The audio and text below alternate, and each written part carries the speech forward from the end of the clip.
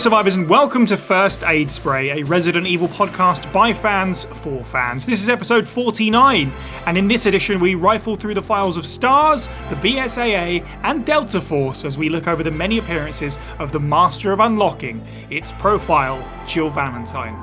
My name is Cy, and joining me on the panel this week, you want stars? He'll give you stars. It's Fire Button Steve Valance. Thank you. I will take this then.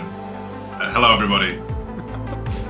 And finding her way onto the podcast by playing Moonlight Sonata on a very specific piano, our special guest this week, longtime RE community member, writer for Rely on Horror, beloved artist and mastermind of the comic book adaptation of George A. Romero's Resident Evil script. It's October Keegan. Hi everyone, that was a very flattering introduction, thank you. Very welcome. It's all downhill from here, so... well. Every episode of First Aid Spray is recorded live on our Discord server, so join now to hear the show early and unedited and to become part of our fantastic little community where we discuss life, the universe, and Resident Evil. You can find a link to the server as well as all of our social media profiles at our website, faspraypod.com. It's the support of our listeners that keeps First Aid Spray going, so why not check out our merchandise or our Patreon page. Tiers begin at just $1 a month. Head over to patreon.com/FASprayPod for a full list and the chance to create bonus First Aid Spray content. So this is a doozy of some housekeeping on this one. If you haven't been following us on social media or you aren't subscribed to us on YouTube, first of all, fix those things. Second of all, bear with us.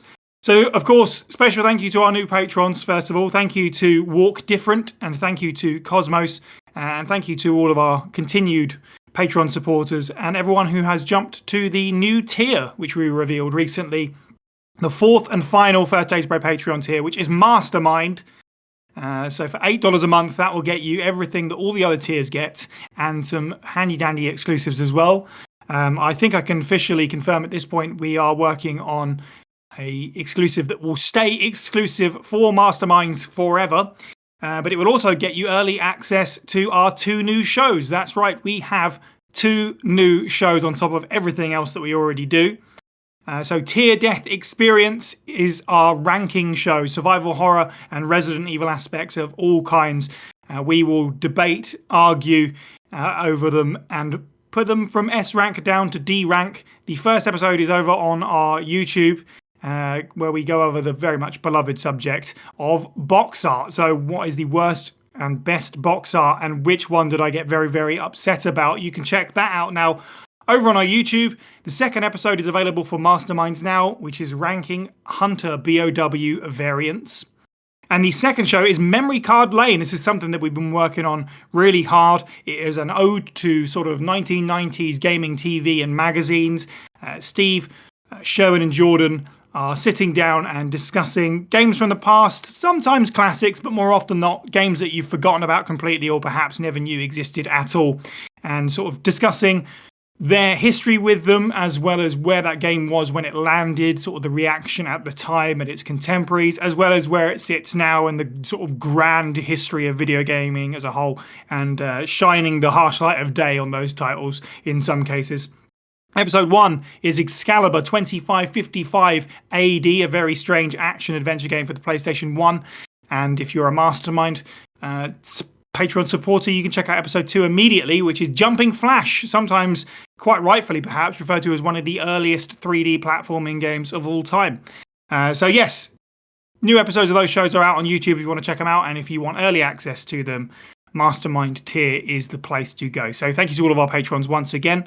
And just a quick shout out before we move on as well to, since this is a profile episode, Distant Memories 1996, who you can follow on Twitter at Distant Memory 96, has provided yet another dose of original writings, some really fantastic stuff from the perspective of Jill Valentine, which is being performed on this episode by our friend and First Aid Spray contributor, Dervla Clue, who you will remember as playing Jill in Resident Evil the Beginning, returning to that role once more. You can find her on Twitter at DK Voices. But let's get to our guest panelist, waiting patiently.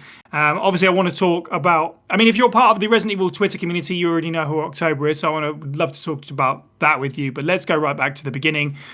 Your earliest experience with Resident Evil, what was that like? What game was it? Did you see it or play it? And kind of what drew you into the series that we all love very much at this point? My earliest experience with Resident Evil was at a Thanksgiving party, of all things.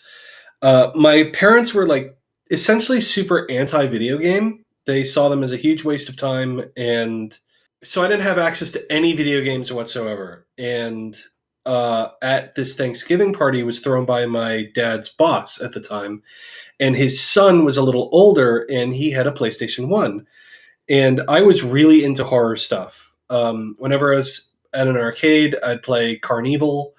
Mm. I loved scary movies and Goosebumps and whole nine yards. And he had a copy of Resident Evil 2. And I knew the box art because there were like ads for it in comic books and stuff at the time. Mhm. And I begged him to let me try it. And he's like, "Are you sure that your dad will be okay with this?" And, I lied and said, "Yeah, no, it'll be fine." And I played it for like 5 minutes and got so scared by the zombies breaking through the window of Kendo's shop that I just noped out and I had nightmares. And a couple years later, the movie came out, and all of my friends got super into the games. And at that point, I'd earned a little more, trying to think of the word, independence, along with like kind of my own money doing stuff. Mhm. And I got myself a GameCube, and I got myself a copy of RE0, and the rest, as they say, is history. And I played through the series in its entirety on GameCube up to 4 at that point. That's awesome. That's Yeah. I love the GameCube was I feel personally is very special for Resident Evil for that reason that you've just said, that it's got 0, remake, 2, 3, and 4 on it. Like And just Code seeing Veronica. them. And yes, you're right as well. Code Veronica X, like seeing them all lined up on my shelf nicely always makes me smile. So yeah, that was a real moment in terms of Resident Evil history, having all those games in one place, certainly. So from there, at some point, you joined Rely on Horror. How did that come to be? When was that? Because I feel like that website's been around a long time now. Yeah, Reli's been around since 2009. Mm. So it started as a fan site called Resident Evil Horror, I believe. Yeah. That was a little before my time. I was hired on because I started doing a Resident Evil fan comic that I called Resident Evil Unlimited. Um, it's aged very badly, but if you want to find it, it's literally the only thing on the internet called Resident Evil Unlimited, so it's not hard to find. And basically, the idea was I just wanted to do a comics adaptation of RE1 that shored up all of the continuity weirdness Mm. between Chris and Jill's campaigns. It didn't get very far because I was kind of unaware of what Rely on Horror was. I was just brought on to do this comic, and if they needed other illustration type stuff, like I remember I did a like a banner image for the site that I don't think they ever even used, but it was like Nemesis holding like a "Welcome to Raccoon City" sign. Um, but very quickly, it was like, "Hey, we're understaffed. Would you mind writing this news?" And eventually, writing news kind of took over from the comic stuff, and the comic kind of got put on the wayside. And over a couple of years, I became their like de facto Resident Evil person because I knew more about it than anybody else on the site. And now I'm pretty much like, unless I'm literally unavailable, I'm like the only person that really covers Resident Evil stuff for the site.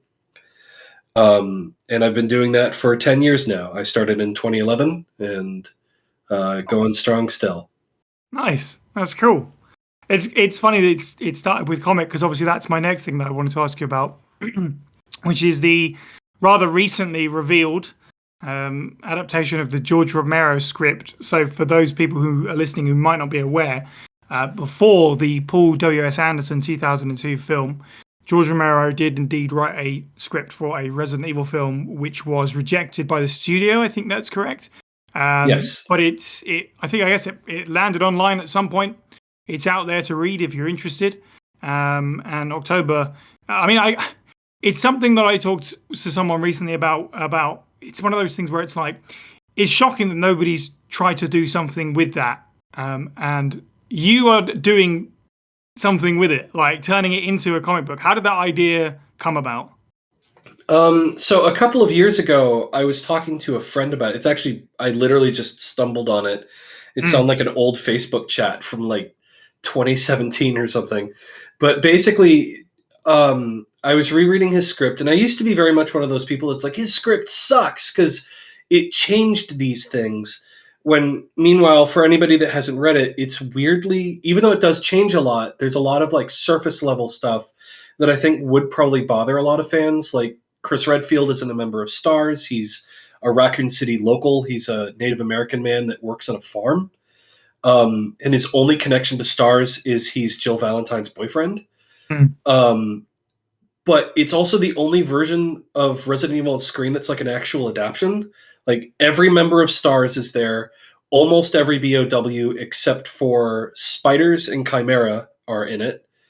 And it follows the basic gist of the game's story. Again, changes stuff.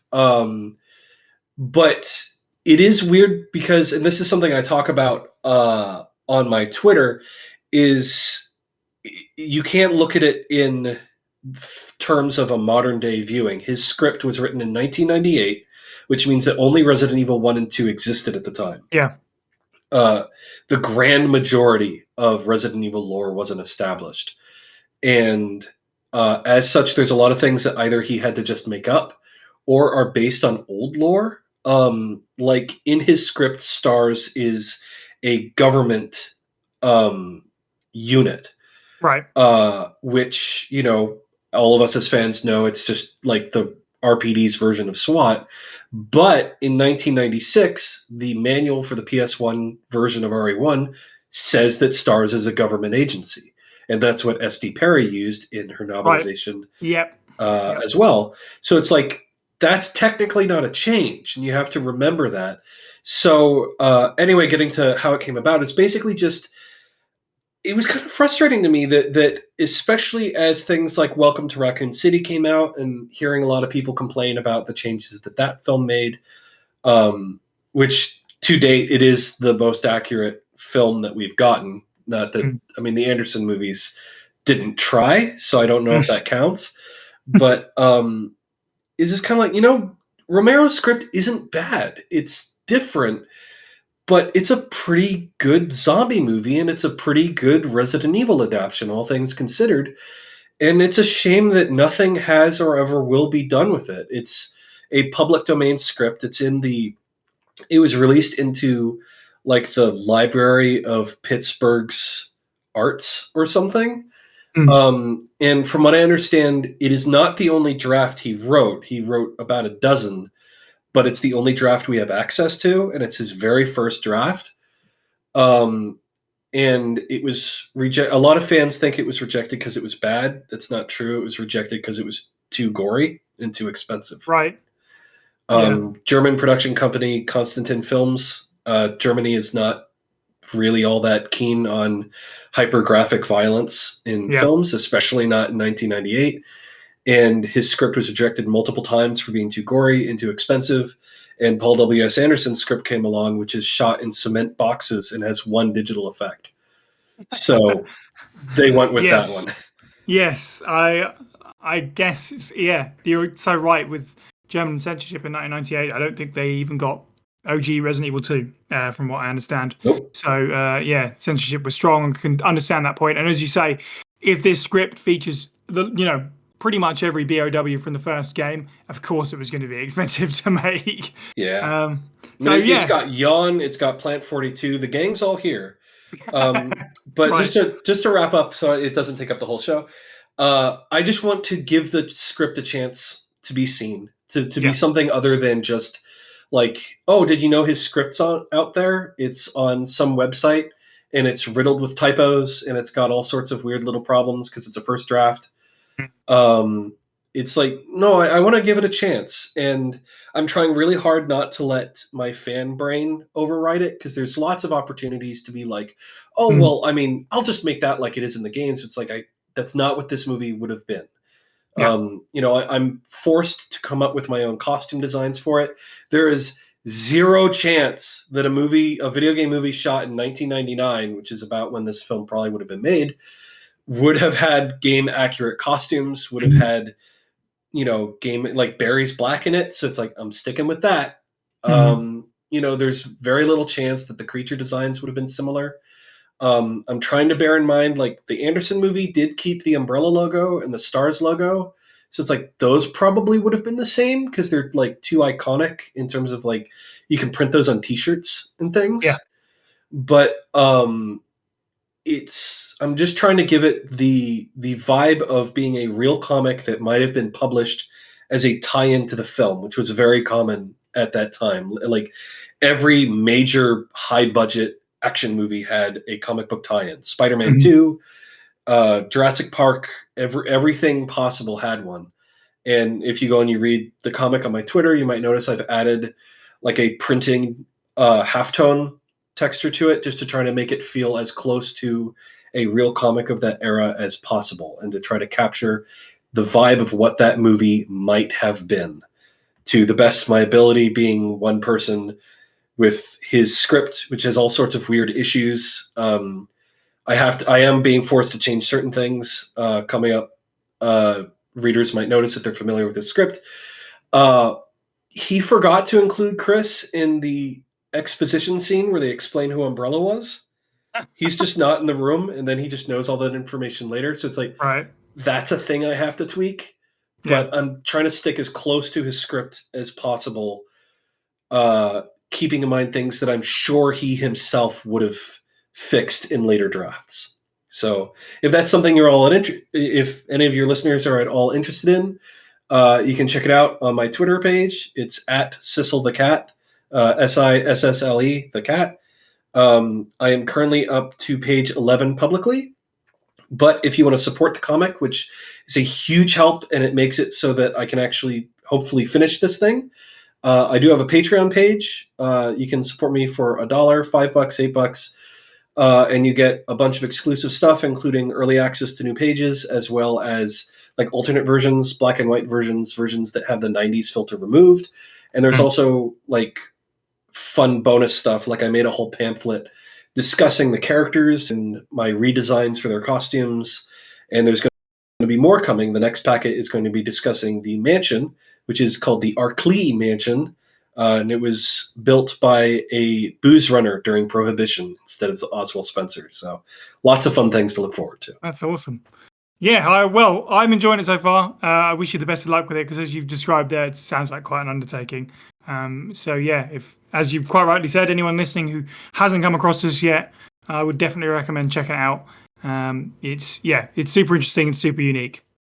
All right, let's move on to the latest round of Resident Evil news. Steve, take it away.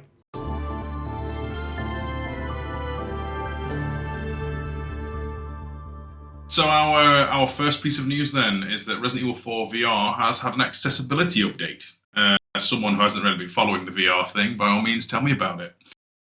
Yeah, I mean, unfortunately, most of us, I say most of us, all of us haven't had a chance to play it yet because Oculus is expensive. But it's good. Actually, I have played it, but I was about to throw it to you. That's what I was going to say. Just real quickly, it is really good that they've done this.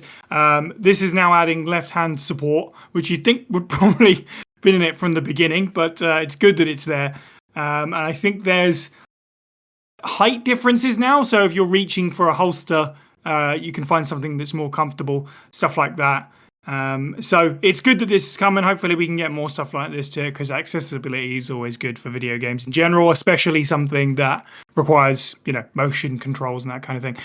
But yeah, October, feel free, what's your experience been like with RE4 VR? Oh, I mean, it's amazing.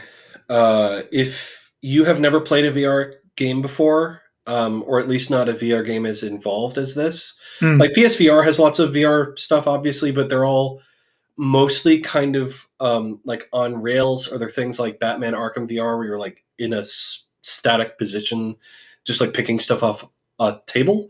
Yeah. RE4 VR is an excellent gateway into the genre because if you've played Resident Evil 4, it's still Resident Evil 4. It's the exact same game, completely converted into VR.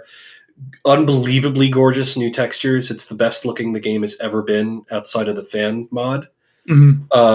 they reworked a bunch of geometry and stuff, and they added in, for the first time ever, RE4 has a real lighting engine instead of the baked-in like coloring lighting and the weird dark circles underneath of everybody. Yeah. But it's unbelievably fun. Combat is faster and crazier than ever before. And it just feels so freaking great to be inside of that world. Especially as, I don't think anybody's surprised now. It looks like the very, very imminent announcement of RE4 Remake. RE4 VR is the final ultimate way to play the original RE. It's I don't know if there's anything more that can be done to top it in terms of a way to experience that original 2005 game. Yeah, I think that's very true. There's an appropriate way to end out all the jokes and the gaffes about however many ports it's got. If the remake is coming and if it's coming soon, this is like a really wonderful way, as you say, to kind of round it out and be like, yes, it's the last way. It's the last way to play RE4 for the first time. Yeah, very well said. Yeah, just the more I see of it, the more I have the urge to play it. Hopefully, these updates keep coming. Steve, how tempted are you feeling about it now as well that we know that there's a mercenaries mode coming as well? To revel in constant violence against chainsaw maniacs is definitely appealing. But VR is always a bit of a bugbear for me. It makes me very motion sick. Nothing else does. So the one day will come where I'll try it, and it'll probably be a great time. Because also, I'm left-handed, so hey, I can be catered to. I'm just kind of... That's the thing. When someone announces VR as this new amazing thing, I'm like, yeah, I'm sure it is.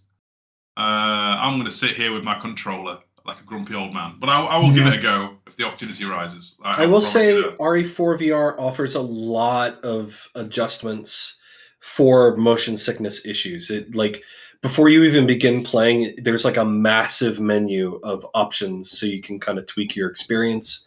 Like one of the coolest things is a lot of games have teleporting if you don't want to do free motion, like free walking. And if you teleport, instead of like zooming you ahead, which is what most games do, and I can totally see that being kind of sickening, it'll pop out to a third-person perspective, and you'll actually see Leon walk to where you wanted him to go. And then you'll switch back to his perspective. So it does a lot to try to alleviate motion sickness. Like I said, if the opportunity arises, I'll happily give it a go. I'm not against the idea wholesale. That's pretty cool. I didn't know that was a thing. And again, it just speaks to the fact that they're adding more and more accessibility stuff to this game in general is always a good thing, because I've had mixed experiences with VR personally. A little bit of motion sickness here and there.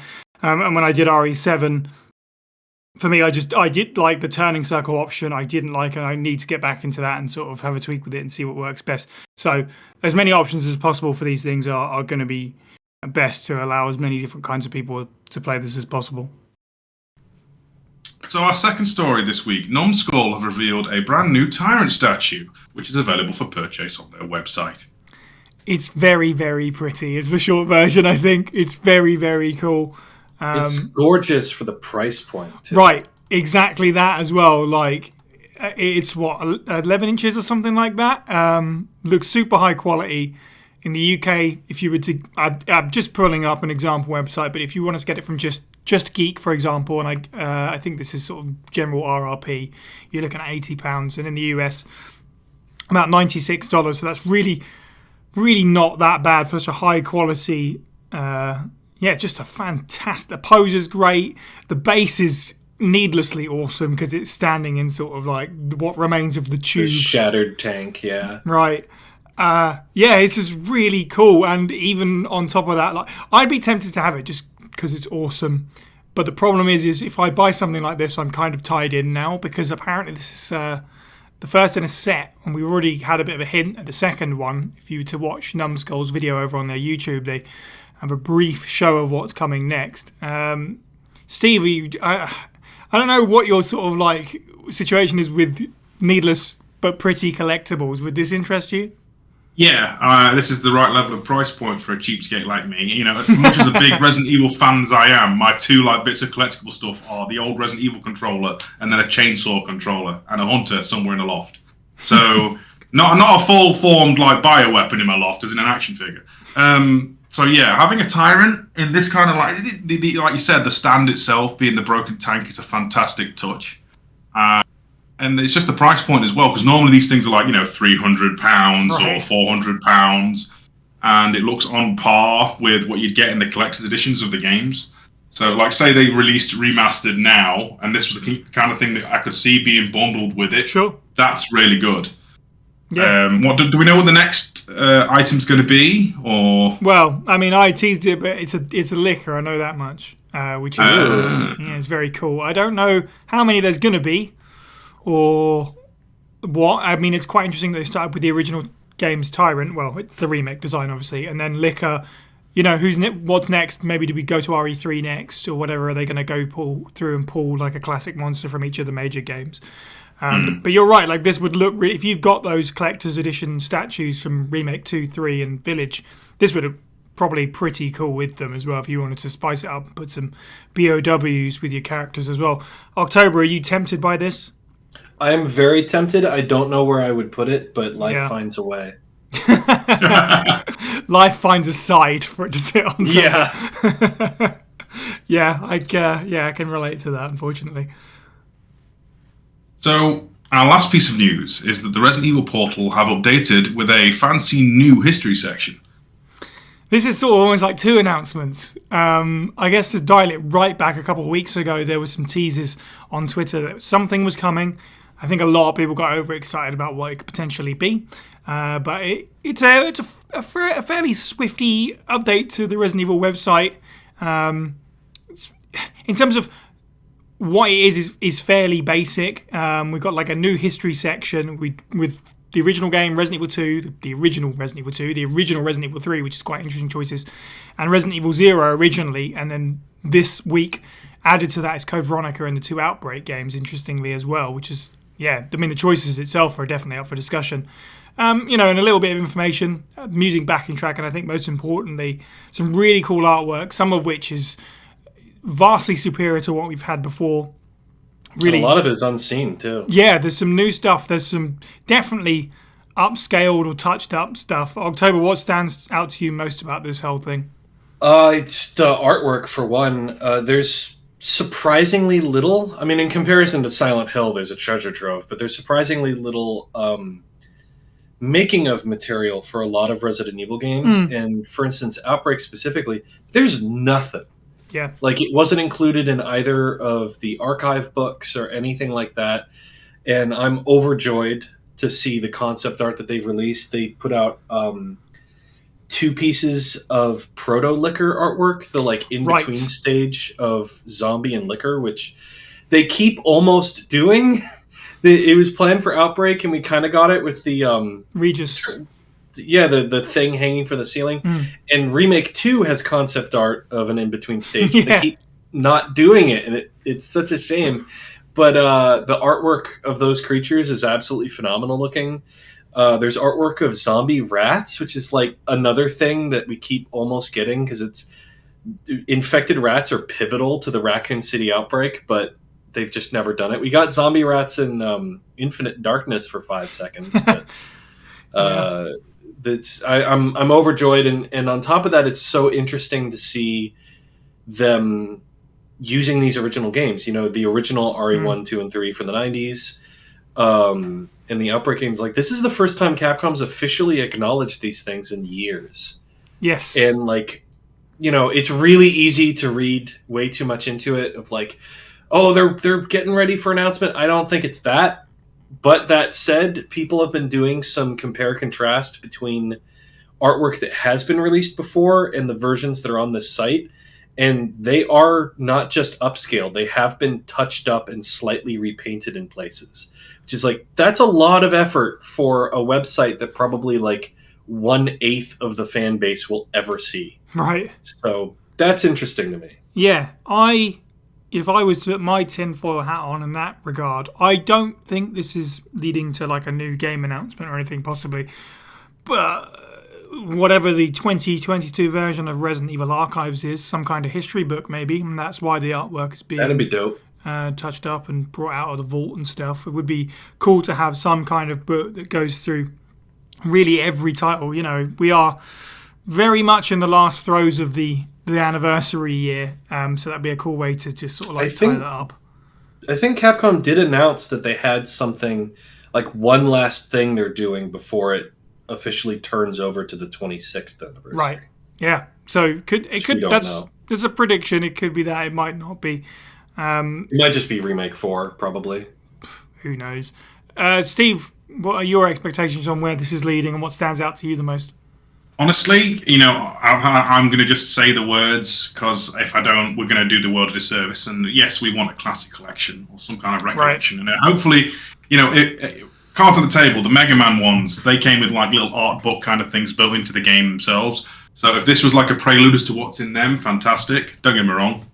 My hopes are high that is one day a thing. I don't think it's coming anytime soon. Yeah. If nothing else, though, the fact that this has got unreleased imagery means that hopefully there's going to be more to come. You know, I always like to see those extra peeks behind the curtain. Obviously, the incredibly high quality one we've had before. I think that G-Dog, you know, the old render that we had is incomparable. You know, this one's way clearer and more detailed to the point where people are going, you know, is it an Outbreak tease?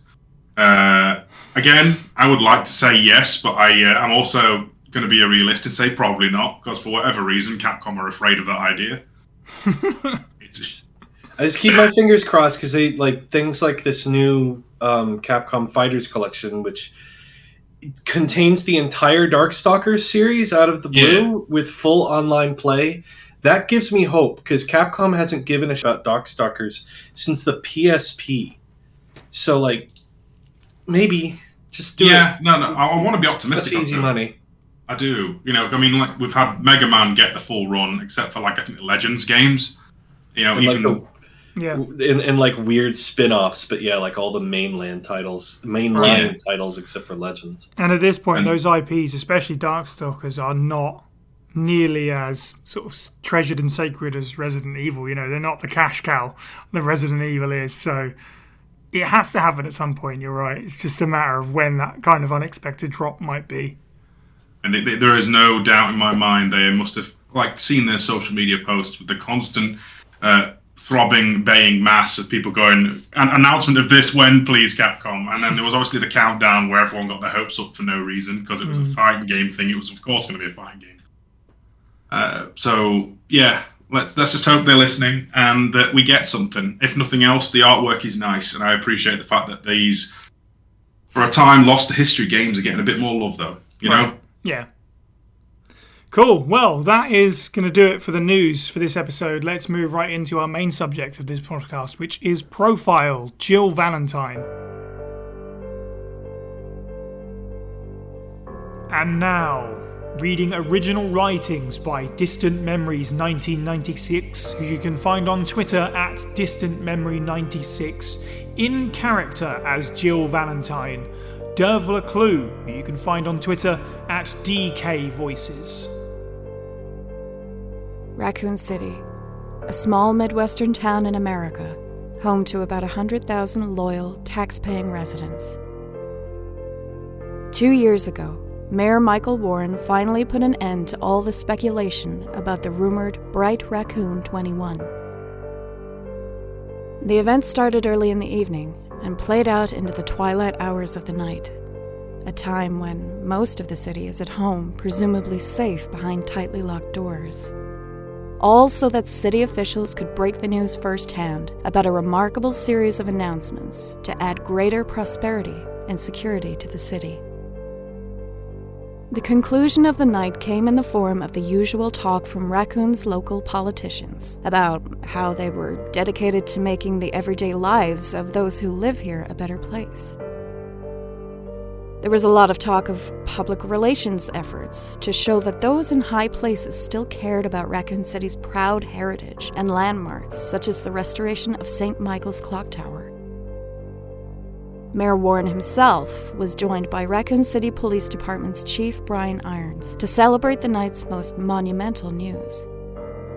As part of Bright Raccoon 21's security promises, the city would be creating a brand new task force made up of elite servicemen and women known as the Special Tactics and Rescue Service, or STARS for short, to combat the ever-growing threats and fears facing the populace of Raccoon City.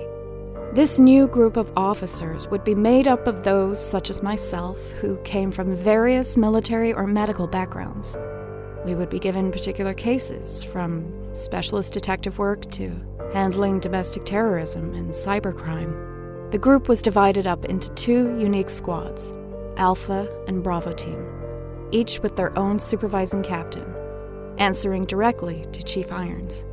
I, alongside 4 other qualified members, were placed on the STARS Alpha Team under the command of Captain Albert Wesker. Upholding my duty as a police officer for the department, especially on behalf of the people of our fair city, has been my first and foremost goal for the last 2 years. Our team's current mission is to ultimately investigate the truth of the vicious so-called cannibal killer case, as it's been prematurely dubbed by the Raccoon Press staff. It's our goal to restore the law and order, which has sadly been lost due to these recent events, and hopefully bring a sense of closure as best we can to the families of the victims in all of these case files. This team may have been created as part of some political arrangement bought and paid for by the residents of this town, but my duty and attention to solving this case till the end is my #1 top priority from here on out. I have the utmost faith that through our combined efforts here at the RPD, that we will sharply put an end to whoever or whatever is out there murdering Raccoon's people. I've already taken a quick glance at a handful of these files. Just based on the photos alone, it's gruesome enough to twist the mind. The thought that someone or something is out there doing this to these poor people. The detailed notes left behind from first responding officers upon discovery of the bodies, or in some of the cases, what was shockingly left of their remains, tell a number of stories about the victims. There were some files that stated their wounds looked to be inflicted by what appear to be wild animals, whereas others pointed to similarities to that of human teeth marks. But we won't know for sure until we get deeper into investigating all of this madness.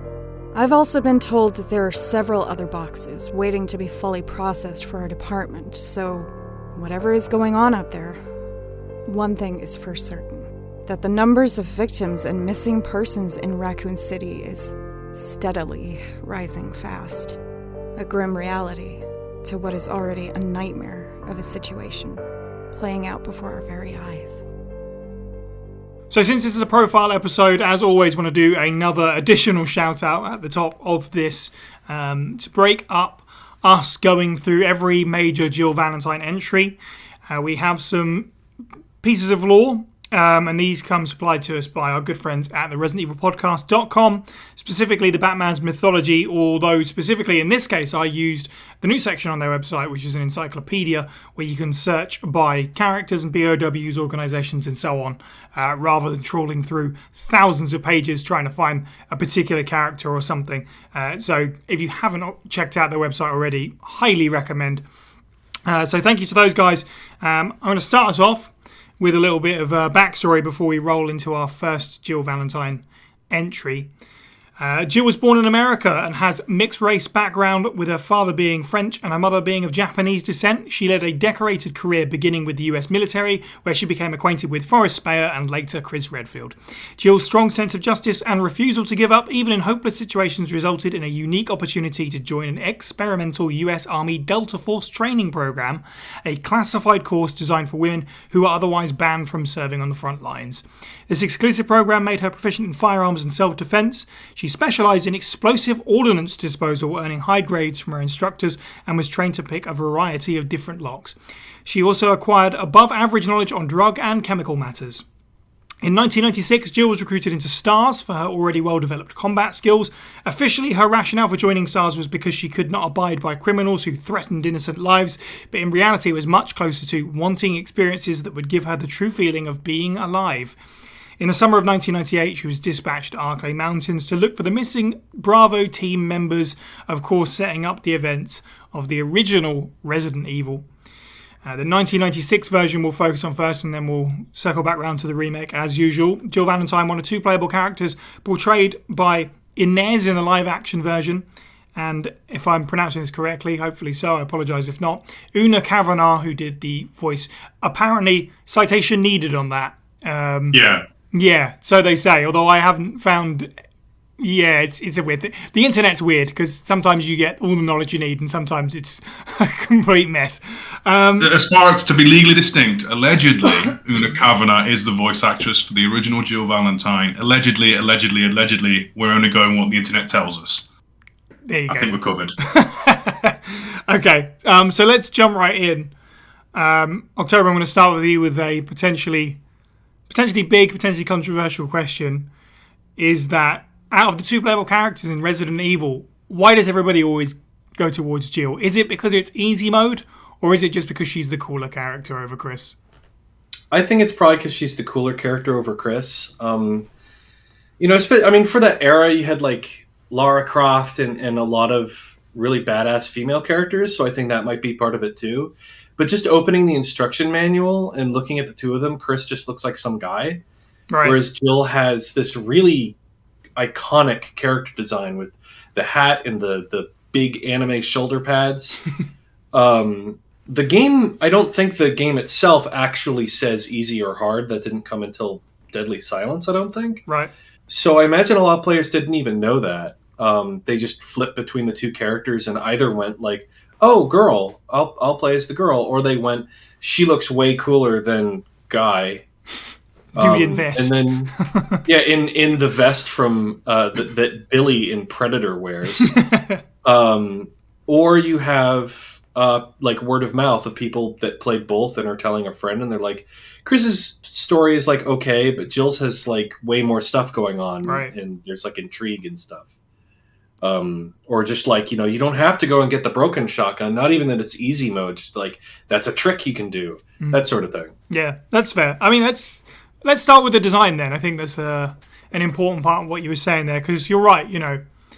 In terms of visual design, I think I've got no complaints about Chris's visual design in the game.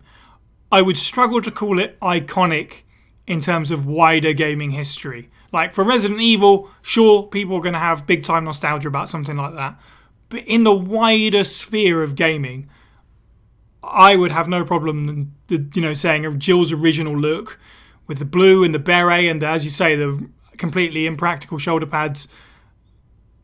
Steve, you're always fond of saying this, silhouetting a character and you can still see who they are. 100% true of Jill, wouldn't you say? Yeah, definitely. Like distinct character design versus doing the vest with a small knife holster.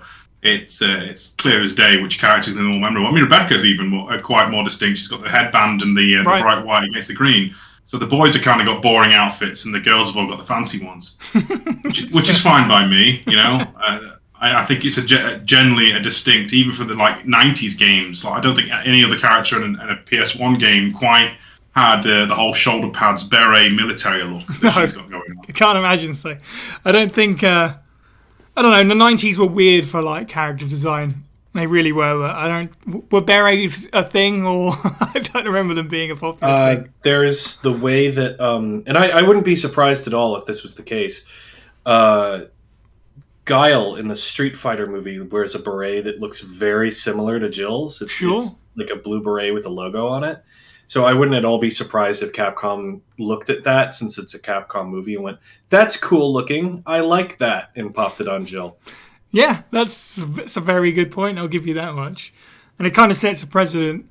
We made jokes about this in a YouTube video we did quite a while back now, talking about hats in Resident Evil. But berets are very much a recurring thing in Resident Evil, and it starts with this, so it's had its impact on the series, certainly.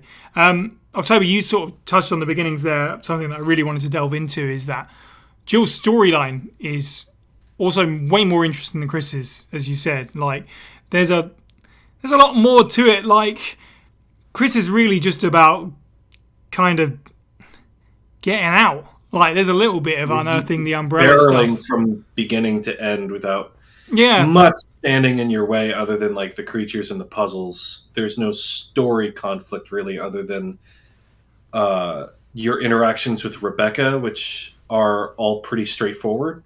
Yeah, whereas, you know, Jill's character interactions and the story that she goes through are, you know, infinitely more complex, if you like. Like, just comparing Chris and Rebecca scenes, which are fine, but, you know, the relationship that Jill has with Barry, for example, is, intensely more engaging, I think.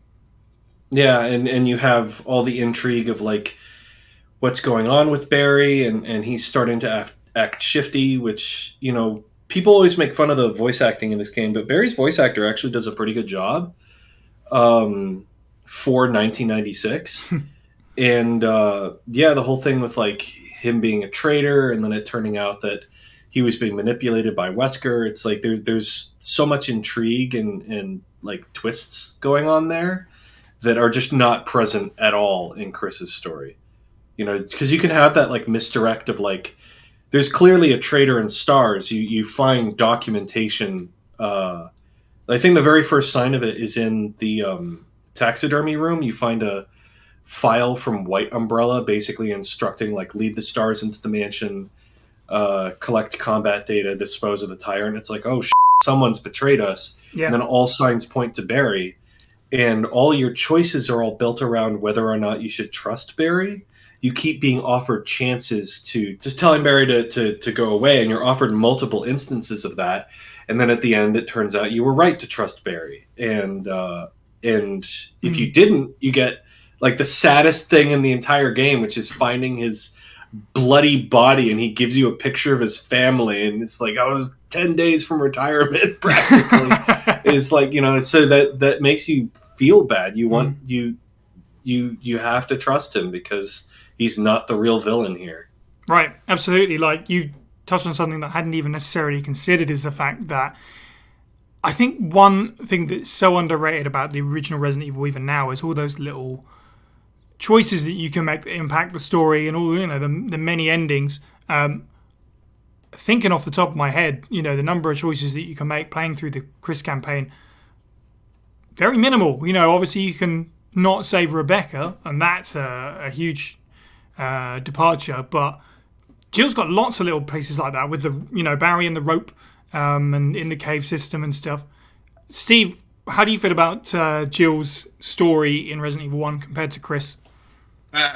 Honestly, it's the stronger of the two by a country mile, and that's no offense to like Chris, because he gets the best jokes. Like, you know, for example, we got to the root of the problem.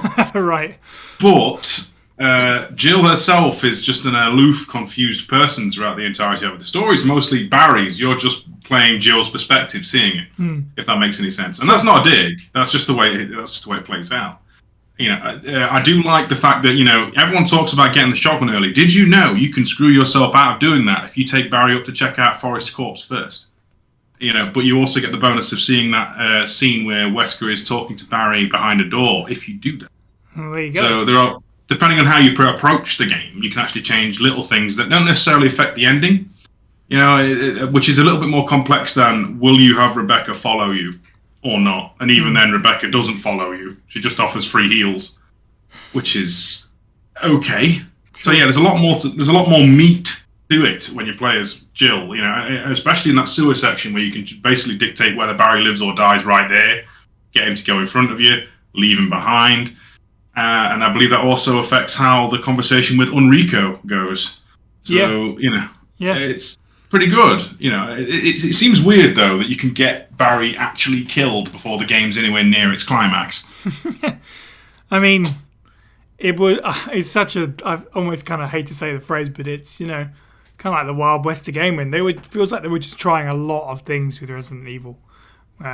Sure. They were throwing things at the wall to see what stuck, which is something I think you see immediately with Director's Cut. Is Director's Cut has story changes for Chris that immediately make his campaign feel more like something. Mm-hmm. Yeah. Like adding in the new scene with meeting Rebecca and Richard. It's like, which they kept for the remake. It's like, that's a better version of that encounter, and it immediately makes the director's cut version of Chris way more engaging. Yeah. Mm-hmm. I'm glad that you mentioned Richard specifically, because thinking about Jill's interactions with other characters, sort of on a rewatch of a lot of the cutscenes from this game, sort of really to sort of dial in on it, I think that those scenes with Richard are actually probably, I wouldn't go so far as to say they're my favourites, but I definitely found them striking this time in that we see the beginnings of stuff that we'd see in kind of RE3 and beyond in terms of Jill's actual character. Because Steve, you said sort of she's a bit aloof and confused in this game, and that's I completely agree. But with these scenes, you actually get to see her, doing her best to protect and serve other people, which is nice. And obviously, when we'll get to RE3, that was something that stood out to me from this game, though. In terms of a campaign for myself, and again, this might be another controversial take, but I think out of the 5 main cast members of RE1, Chris, Jill, Rebecca, Barry, and Wesker, she might be the most dull. I think that's because she's got less dialogue than, say, you quite rightfully said it, it's kind of Barry's campaign, really. You're just kind of an eye on it. I'm pretty sure he gets more dialogue than Jill. And he's definitely chewing up that scenery, and we're not complaining about it. So by comparison, Jill is going to kind of maybe a little bit boring. But yeah, I don't think that's controversial. I think that's just, well, that's good. She's kind of boring, and if I can go as far as say, I think she's the worst actress in the game. Like, I think everyone else does a pretty okay job. I think Jill genuinely sounds spacey and just very disjointed compared to everyone. She sounds. There's always the meme about green herbs being, in fact, weed or something. Perhaps in this particular case, Jill is just high as a kite. She gets access to more than Chris, so. Yeah, that's fair. I mean, I could see that. She certainly doesn't sound like. I mean, I don't think any of them sound particularly like a hardened special ops team squadron. But to me, she always sounded very meek. And she's. You saved me. Yeah. Right. Exactly. So much of her dialogue is just, "Hey, what's going on? I don't understand at all." And she has like a weird accent. I can't quite place it, but it's like it makes her sound really different from everyone else. Yeah, I think there's no problem with sort of her writing as reacting to the situation in the way she does, because I think she's the closest, even though we've all in agreement perhaps, but I think she's the closest to an actual human being in the cast. So that's a plus side. But it's a shame that you don't get to see her take charge in any fashion. She's very much just reactionary in this. It's this is mostly a joke, but Jill in RE1 is the Welcome to Raccoon City Leon. She's constantly tripping over things. She constantly needs saving, and she never knows what's going on. The difference and she comes up with a rocket launcher at the end. Yeah. Yes. Difference is I really like Welcome to Raccoon City Leon. So do I. I actually really like that movie, and I like his performance. Cool. Steve, I'm going to throw it back to you before we close up and move on to Remake. Any more thoughts on sort of performance and out on Jill Valentine? I think nothing more that's already been said. As October quite rightly put, can't really place the accent or anything like that, and I kind of like it in the weird elseworldly nature of it.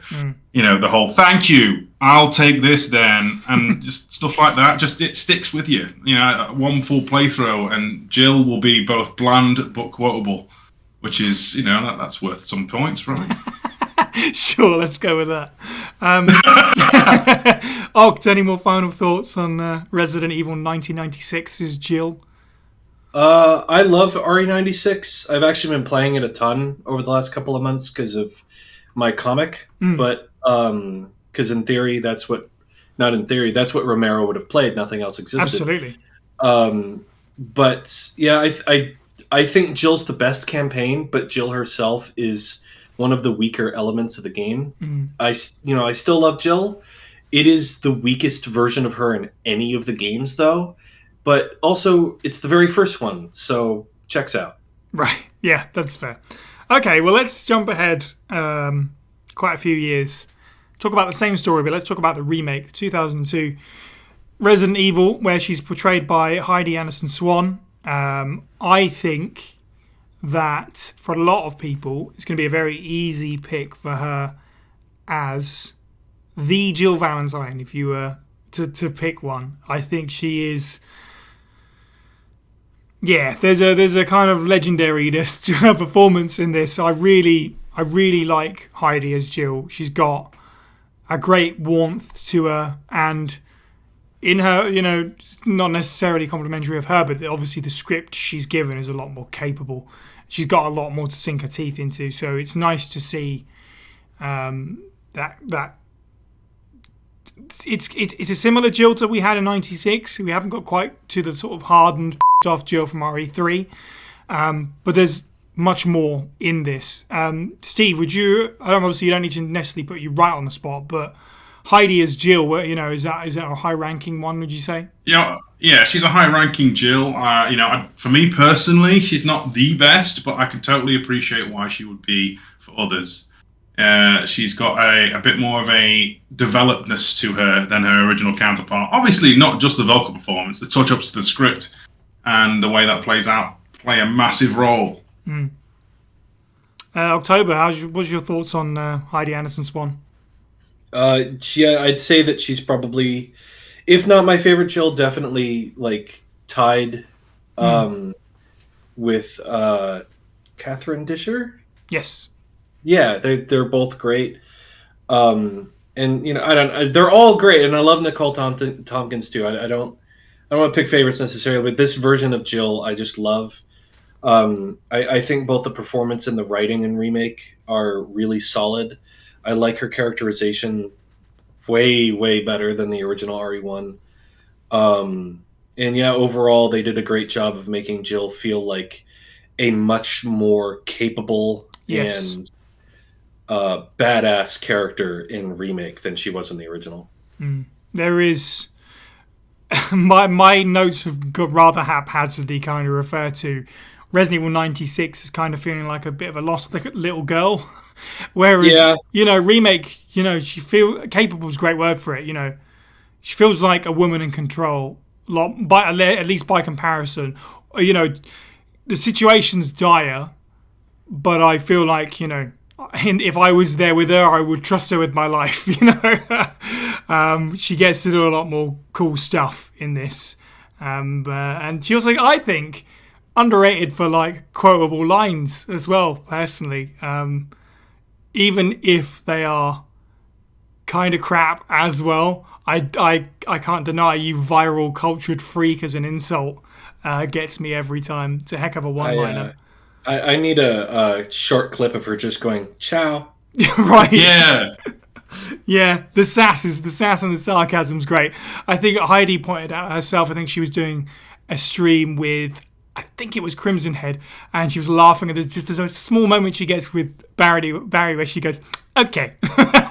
Yeah. It's just little stuff like that I love. She's also the first RE character to swear in the main line. Not to be childish and petty, but we love a good swear. We're English, so...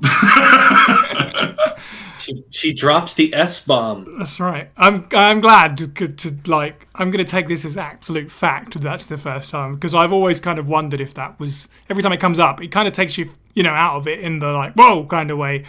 So I had to assume it was the first, beyond a hell and a damn. I'm pretty, because the only games that would have preceded this are 1, 2, 3, Survivor, and Code Veronica. Right. The swearing in Resident Evil Survivor is the player themselves trying to get used to the actual controls and the soundtrack. Did I touch a few nerves? I disagree. Don't know what you mean. I really, touching on Jill again though, the standoff with Barry, the additional standoff, I think is a fantastic character moment. That it makes weight to her as a professional person who's having to deal with the stress of the situation, and having to basically let the player decide: do you trust this man, or are you going to let him die? It's that "don't lie to me" rings through. It's just a fantastic scene. Yeah, so it's a great moment. It's a shame that it doesn't really lead to. It's very weird. It's like they couldn't write their way out of that situation, so they just didn't. Yeah, it's a weird one. I didn't even notice it until, as I say, watching a bunch of cutscenes back. I was like, it's really weird that she confronts Barry and then doesn't confront him, but I guess he's kind of like, he does sort of shoo her on to the lab so he doesn't have to talk about it, but it does seem a little bit weird. But that aside, just sort of like to go back to what I was saying at the beginning, is there's something really cool about this Jill that I can't precisely put my finger on what it is, but it just feels right. It feels like Jill to me. October, any more thoughts on Remake Jill? One of my favorite things about her too, and about Remake in general, is that it was one of the first games. Well, RE3 does as well, but RE1 and 2, the characters, everything kind of bounces off of them. And there are moments of kind of emotional strife. I especially in RE2, I don't want to downplay that, but one of my favorite things in Remake is how haggard and kind of shot a lot of the characters can come off in their private moments. One of my favorite scenes in the whole game is that Rebecca breaks down in tears. It's really not like Resident Evil up to that point.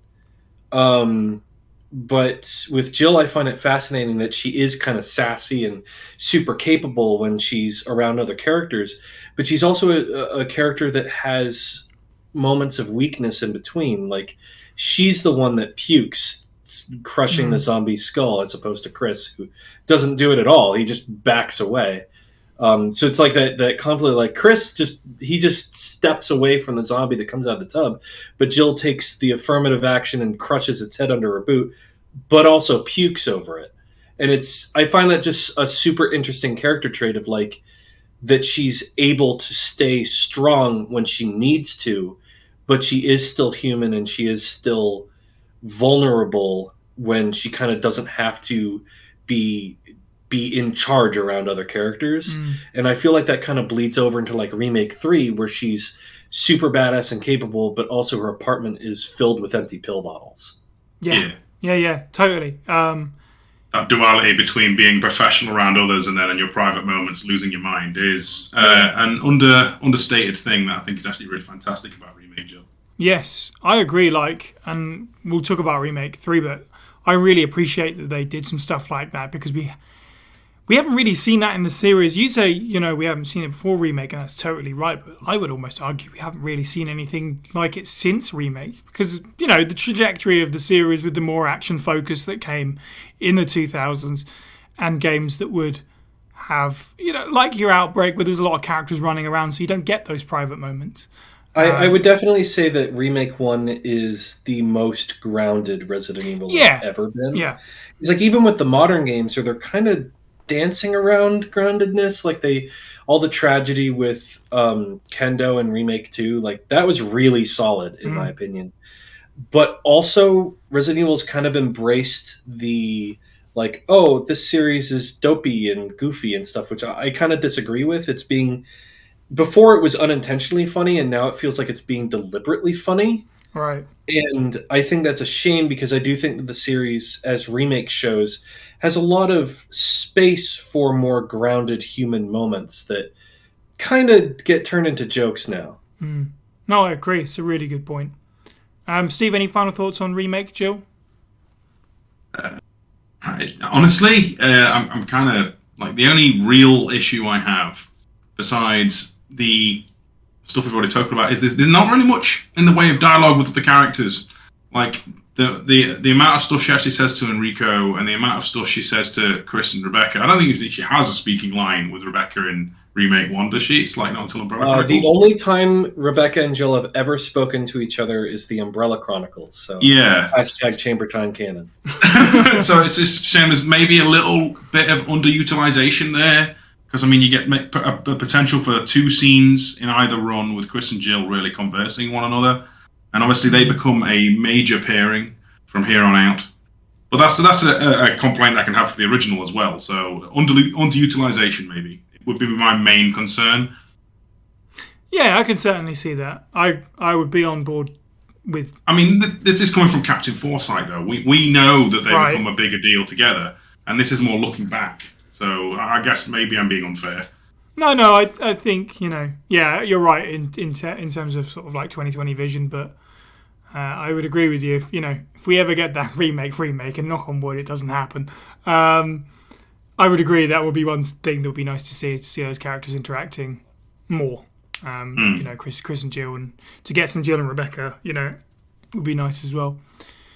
All right, let's move on to the next game. Just a few months ahead, upon their return to Raccoon City, Jill compiled a detailed incident report for Chief Irons and worked with Chris and Barry to warn the authorities about Umbrella's biological weapons, but their claims were scoffed at and their request for official investigations into the corporate giant denied. It took 2 full weeks for Jill's wounds to heal, and throughout that time she suffered flashbacks and painful memories of her teammates dying.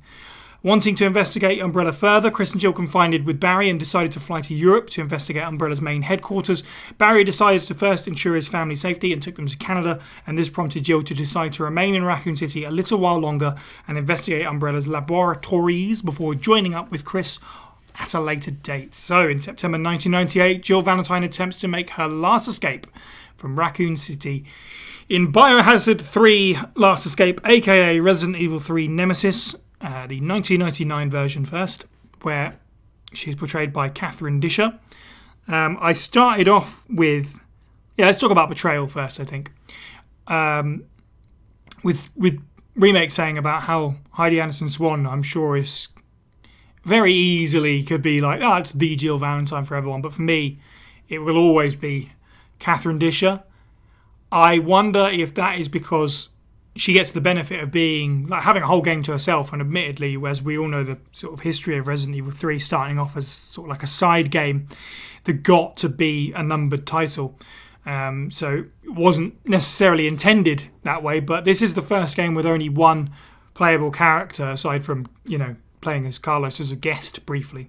So this is the Jill story in that way, but I do feel like the actual story of the game is the Jill story for me. And even just small things like she's got that opening monologue, which so well sets up what her character is at this point, and in general for me, what Jill Valentine encapsulates.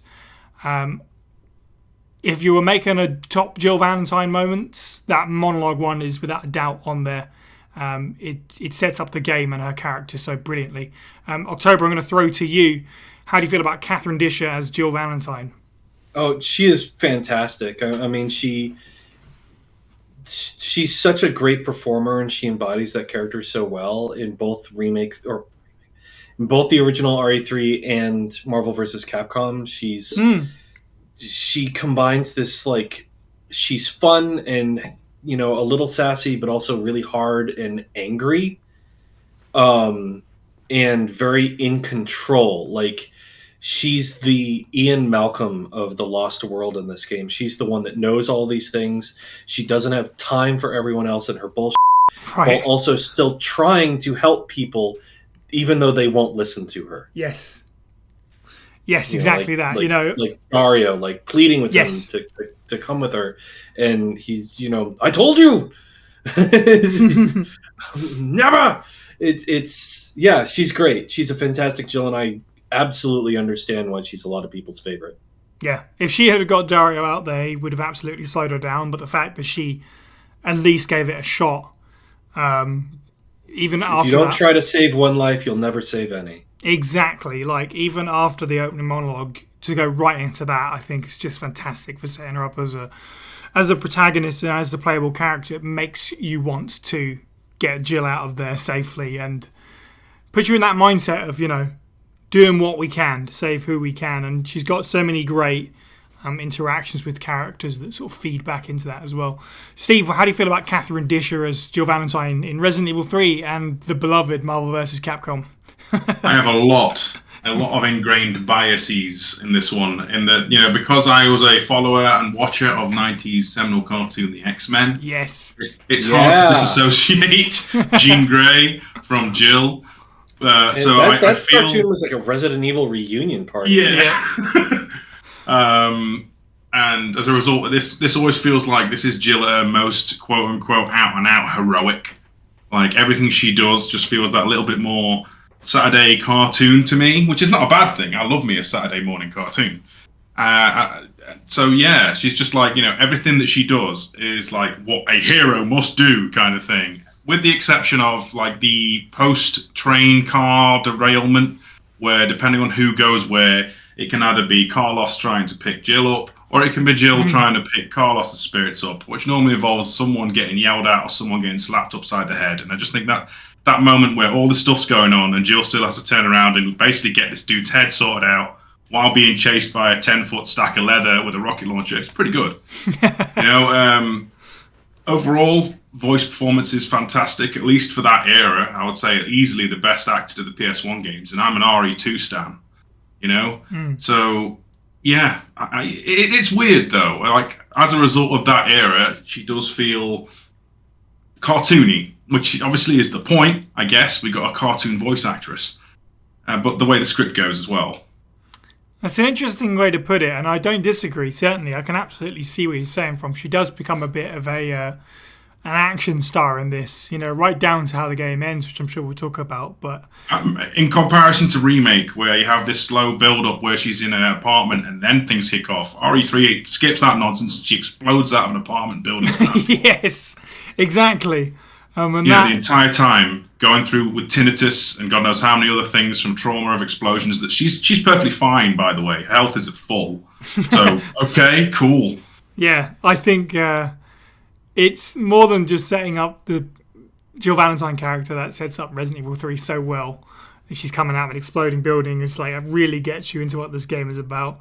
You mentioned obviously like a great character moment there with Carlos, and I think outside of Revelations 2, how it has a scene that, depending on players' action, kind of changes later. I wouldn't say character interaction, but more like personality development with someone like Moira.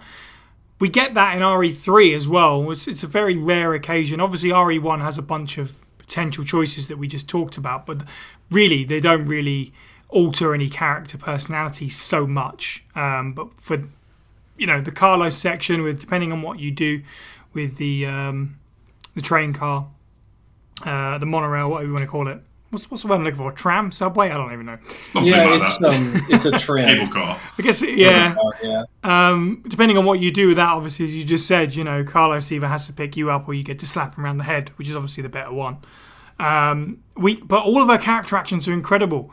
Her starting off with Carlos and instantly being angry when he mentions the word umbrella is fantastic. The way that she questions Nikolai about the fact that he's just shot Murphy dead, even though in a few more minutes he would be a zombie. All of her character and Dario as well, as we just said, and the stuff with Mikhail that you can miss is brilliant. All of her character interactions in this game are absolutely, completely on point. And something that I didn't say about RE1 that I meant to was that, and this is more about just kind of like video game storytelling at the time and Capcom's, well, and we all know how difficult that game was probably to write. It's written by Japanese speakers trying to write an English script. I'm sure it was, what we got. It's a miracle we got anything legible at all, anything understandable. But all the dialogue in Resident Evil 1 is basically just to suit the furtherment of the plot. There isn't really anything there for actual character development. Whereas all the stuff I've just said there is to grow Jill as a character, as far as I'm concerned. Her interactions with Carlos from the beginning and to the end, and all those little pieces that are sprinkled in, just wonderful. It makes RE3 so special. Yeah, I would definitely say that's one of the pivotal differences between RE1 Jill and RE3 Jill, is RE1 is about the mansion. RE3 is about Jill. Yes, yeah. And I also, it just came to mind, another great piece of storytelling with Jill and her being a hero is, and this is something that's up to the player, but going back to find Dario after getting the cable car. Yeah. Is Jill goes back to check on him. I mean, that's kind of awesome. She's too late, but the fact that both you and her think to do that is like, that's kind of cool, as opposed to other retellings of this story. It's a really great moment, and that's the sort of thing that I really love about RE3. Yeah. I agree. There's so many variations on little scenes, like depending on how you approach Nemesis the first time, whether you blow him up with this in the restaurant or stuff like that, escaping that can affect vocal delivery, plot performance. I think depending on how you enter the Dead Factory dictates basically how your relation, whether you're a Jill and Carlos shipper or not, and whether Nikolai survives or not, which is kind of cool. There's a lot of a lot of wiggle room that they account for, and I can't say any of those scenes are badly done. For that era as well, I would say perhaps even better in terms of actual performance, some stuff in MGS, which is generally the tentpole PS1 voice-acted action title. Yes. No, I completely agree. I really only had positive things to say about this, to be honest. I very easily become a babbling mess about Jill and RE3. We but to put a really fine point on it, we talk a lot about Resident Evil 2 being such a step up in terms of the writing and the strength of characterization. For me, this is Jill getting that RE2 treatment that she deserves. She gets to become a character by this point more than just the playable character.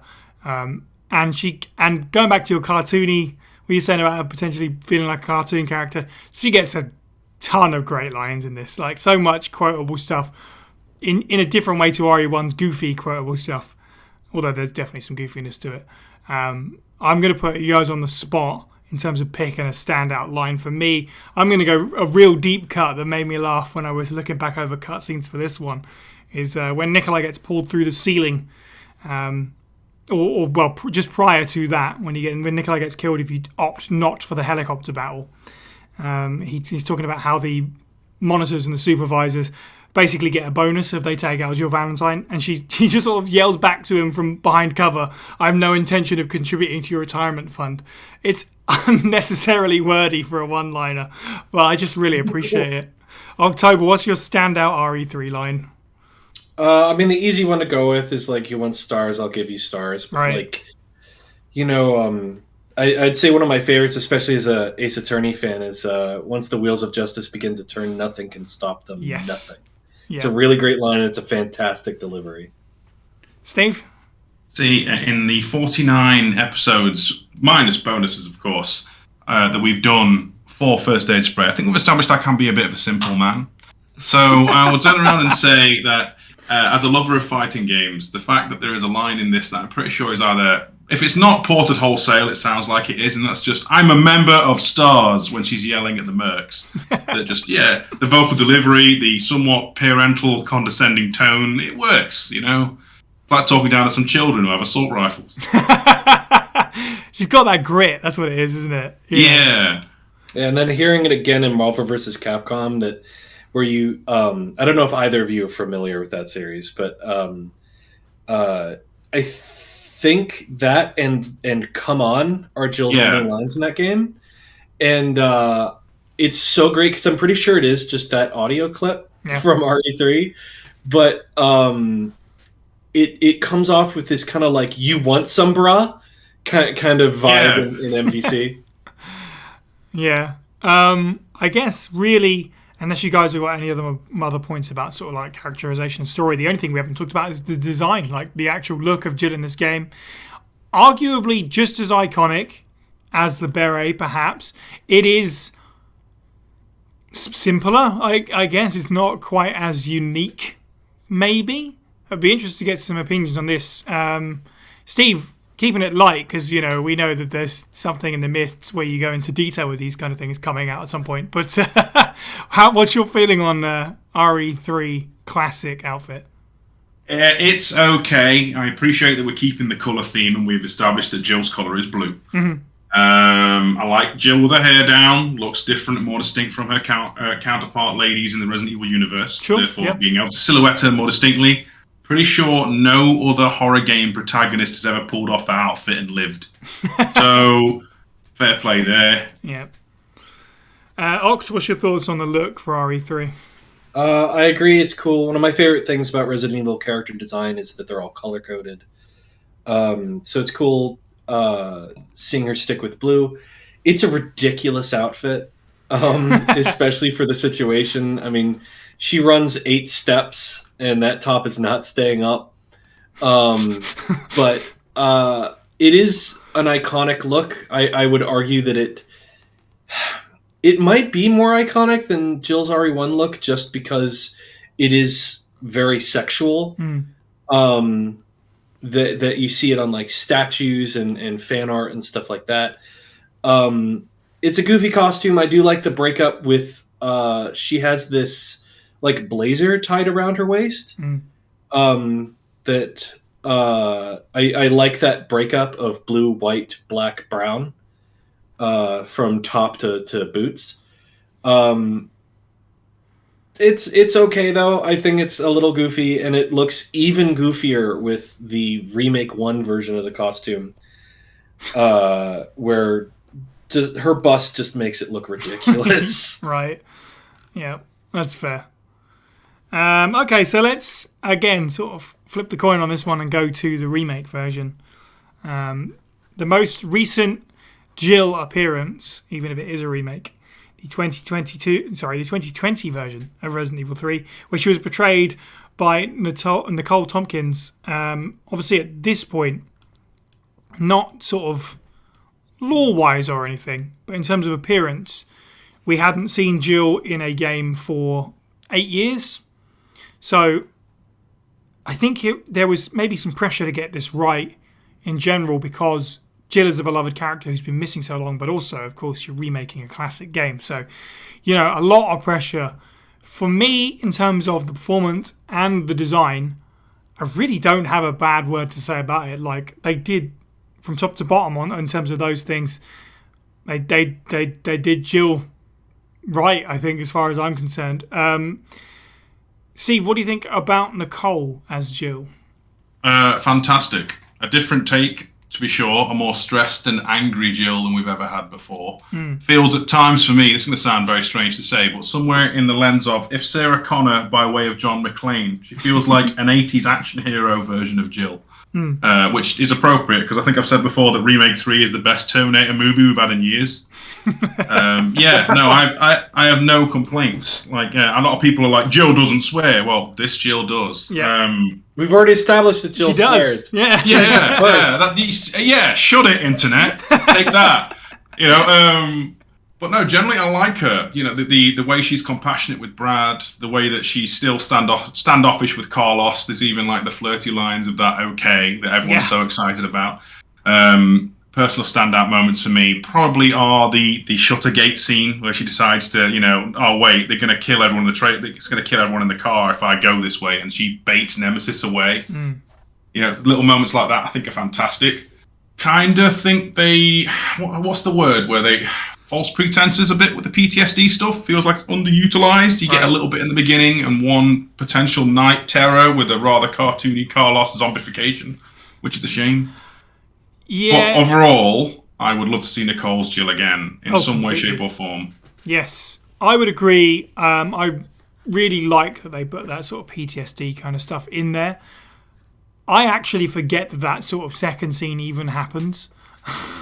But it's a shame that there isn't more. I don't need necessarily more weird scenes of her picturing stuff as zombies, but kind of, as October said, more moments of private weakness, considering what she's going through in the story of this game, and it's only taking place months after what she's already been through. It would have been nice to see that kind of stuff, because good characters overcome personal adversity, right? Not just monsters wearing, lots of bin bags wrapped around themselves. But I'm glad that it's there. I'm glad that they tried to do something with it. It'd be very easy just to be like, nah, can't be bothered. We're just gonna have an action hero. So it's good that they actually put some of those scenes in. You're right about the John McClane thing, because Jill gets the absolute snot beaten out of her in this game. So I agree with you there. October, how do you feel about? Sorry, go on. I was going to say that the exchange with the Drain Demos, going through that sequence where initially it's puking up and going, Jesus Christ, or stuff, and then by then it's enjoy that. The vindictiveness turns on the power generator. Yes, totally. Right. That is 80s movie all over. Yeah. October, what are your thoughts on Resi 3 Remake, Jill? Jill is great. I think Nicole Tompkins knocked it out of the park. I love both Jill and Carlos. I was never a huge fan of Carlos. I always found him a little dry. But I think this Carlos, and I think the way that Jill and Carlos grow together, that Carlos starts as this very kind of macho, kind of trying to impress her kind of vibe, and Jill is having none of it, and he works for Umbrella, which immediately makes her bristle like an angry cat. But over the course of the story, they learn to both trust and respect each other until we get to the end, where we have that final boss fight with Nemesis, and she's, I got this. I know you do. Like, oh, that's such a great moment, and I'd argue it's some of the best characterization and writing in a Resident Evil game, even though it's like fun action hero kind of stuff, which isn't necessarily what I'm here for, but it's great. It's really well done. And if Remake 3 had been a movie, it would have been freaking fantastic. Yeah. It's not, unfortunately, but I think that Jill herself in the game is great. Yeah. You guys have already touched upon lots of important things for me that make Jill the character she is. It's all stuff from that original RE3 that they've hit all the right notes with. As you said, anger at Umbrella, the actual confidence and the sass, taking charge of situations, putting herself in the front line, providing emotional support for other characters, and importantly, the desire to save as many people as she can. Like, one of my favourite moments is just this little bit where she meets Mikhail for the first time and he says that his team can't save all the civilians alone, and she pulls his face because she doesn't want to help people that are employed by Umbrella, but she knows instantly that she has to take part in this because it means saving all these innocent lives and stuff. So yeah, the writing's great, the performance is great. I agree. I'd love to see Nicole come back in some form, whether that's a new addition into the sort of lore, be that it takes place after Village or some kind of interquel or something. The face model that they got for this game is obviously great as well, because after so many years with Julia Voth, and then it felt like they didn't know where to go. And we're going to talk about Revelations, obviously, but I think after that, I would personally read it as Capcom being very unsure about what to do with Jill. And that's why she's been missing for so long. But now that they've done it, now that she's been returned to us and everyone has just globbed onto Nicole's performance with such glee, I'm hopeful that she will get to play Jill again. We can only hope anyway. Steve, any more thoughts on Remake 3 Jill? I have a controversial one. While I do like her outfit, this is probably spoilers for something that I'm probably not to talk about, so you might have to edit this out. I like her outfit. I like the colour scheme. It feels like it could be in any other horror property game. Or any other modern female-led game. I mean, I like her remake outfit. I think it's a good update for the character. I would really like it if gaming in general would stop characterizing strong women as women in tank tops. It's very boring, dry, and this is coming from a guy who loves tank top ladies. I love ladies in tank tops, but variety is the spice of life. Yeah. Yeah. October, any more final thoughts on Remake 3? Specifically Jill?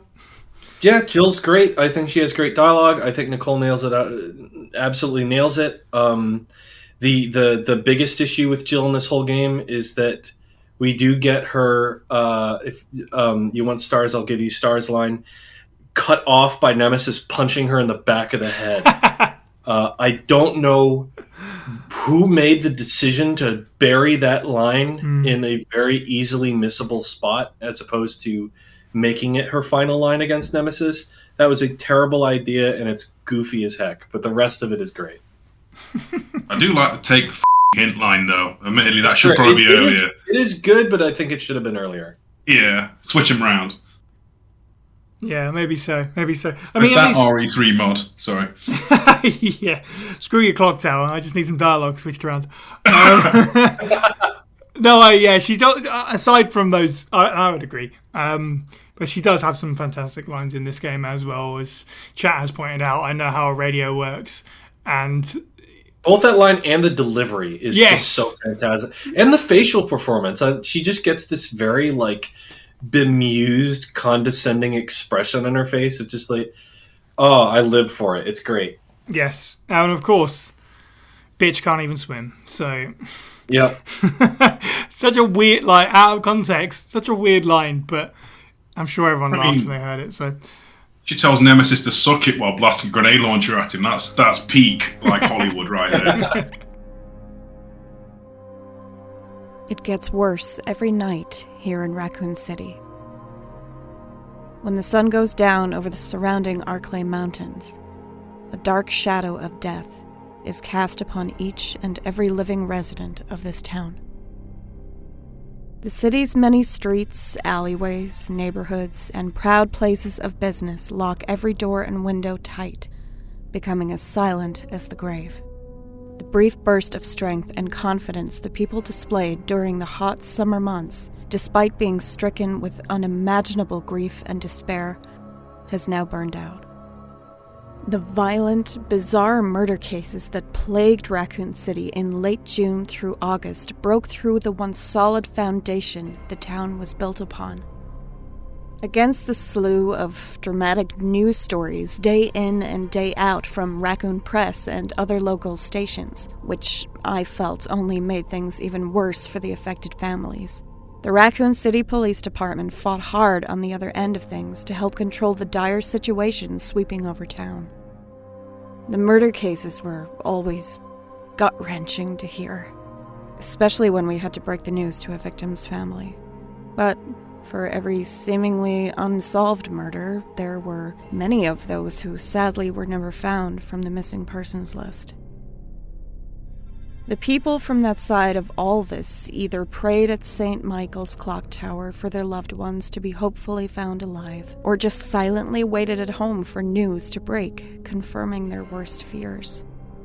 I wish I could say that things got better for Raccoon City, when what remained of the STARS, Alpha, and Bravo teams returned back from our mission into the heart of this madness. But in the end, I feel all it did was make everything worse instead. The truth is only good if people are willing to believe it. Otherwise, it's as useless as a revolver with no bullets in the cylinder. The Raccoon City Police Department didn't believe us. Raccoon Press glossed over the facts. Journalists, the so-called purveyors of truth, laughed at us, and those from within Umbrella worked in the shadows to undermine every piece of information we sought to expose about them for their crimes. When all was said and done, the Special Tactics and Rescue Service was disbanded by direct order of Chief Brian Irons, scattering any of our collective efforts to the wind and systematically silencing our voices. Those of us who remained knew that we had lost the battle, but had to win the war. So we had to fight them another way. Chris Redfield left for somewhere in Europe to pursue Umbrella. Barry Burton left to relocate his family somewhere safe, away from Umbrella's watchful eyes. Rebecca Chambers left for a university, taking her vast knowledge of medicine to hopefully one day find a cure against Umbrella's viruses. Which leaves me alone in Raccoon City to fight for what remains as the town spirals downward into hell itself. The city is dying, despite all our best efforts. Every once in a while, the sounds of dogs howling in the night can be heard as their songs of sorrow cry out into the midnight air. But my mind knows that what walks our streets in the dark is not alive anymore. The virus that has infected this town robs you blind of all your senses, and then your humanity. You, your family, your friends, and literally anything with a pulse becomes a distant memory. The virus stripping skin from bone as the cells mutate from within. Life and death become one and the same, as your body rapidly changes into something of pure nightmare. I knew that I was fighting a losing battle, but I wasn't about to give up and die while my world burned in the flames of Umbrella's wicked ways.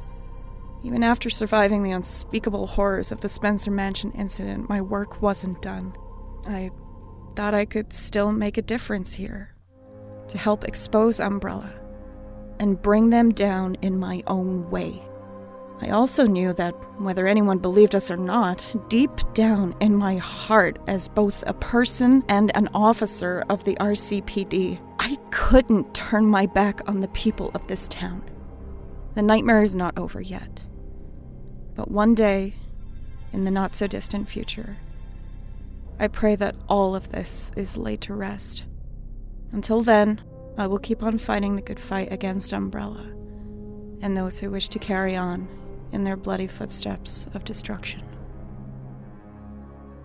In the following years, Jill and the others affiliated themselves with anti-Umbrella groups and watched with interest as the Raccoon trials unfolded in the Supreme Court.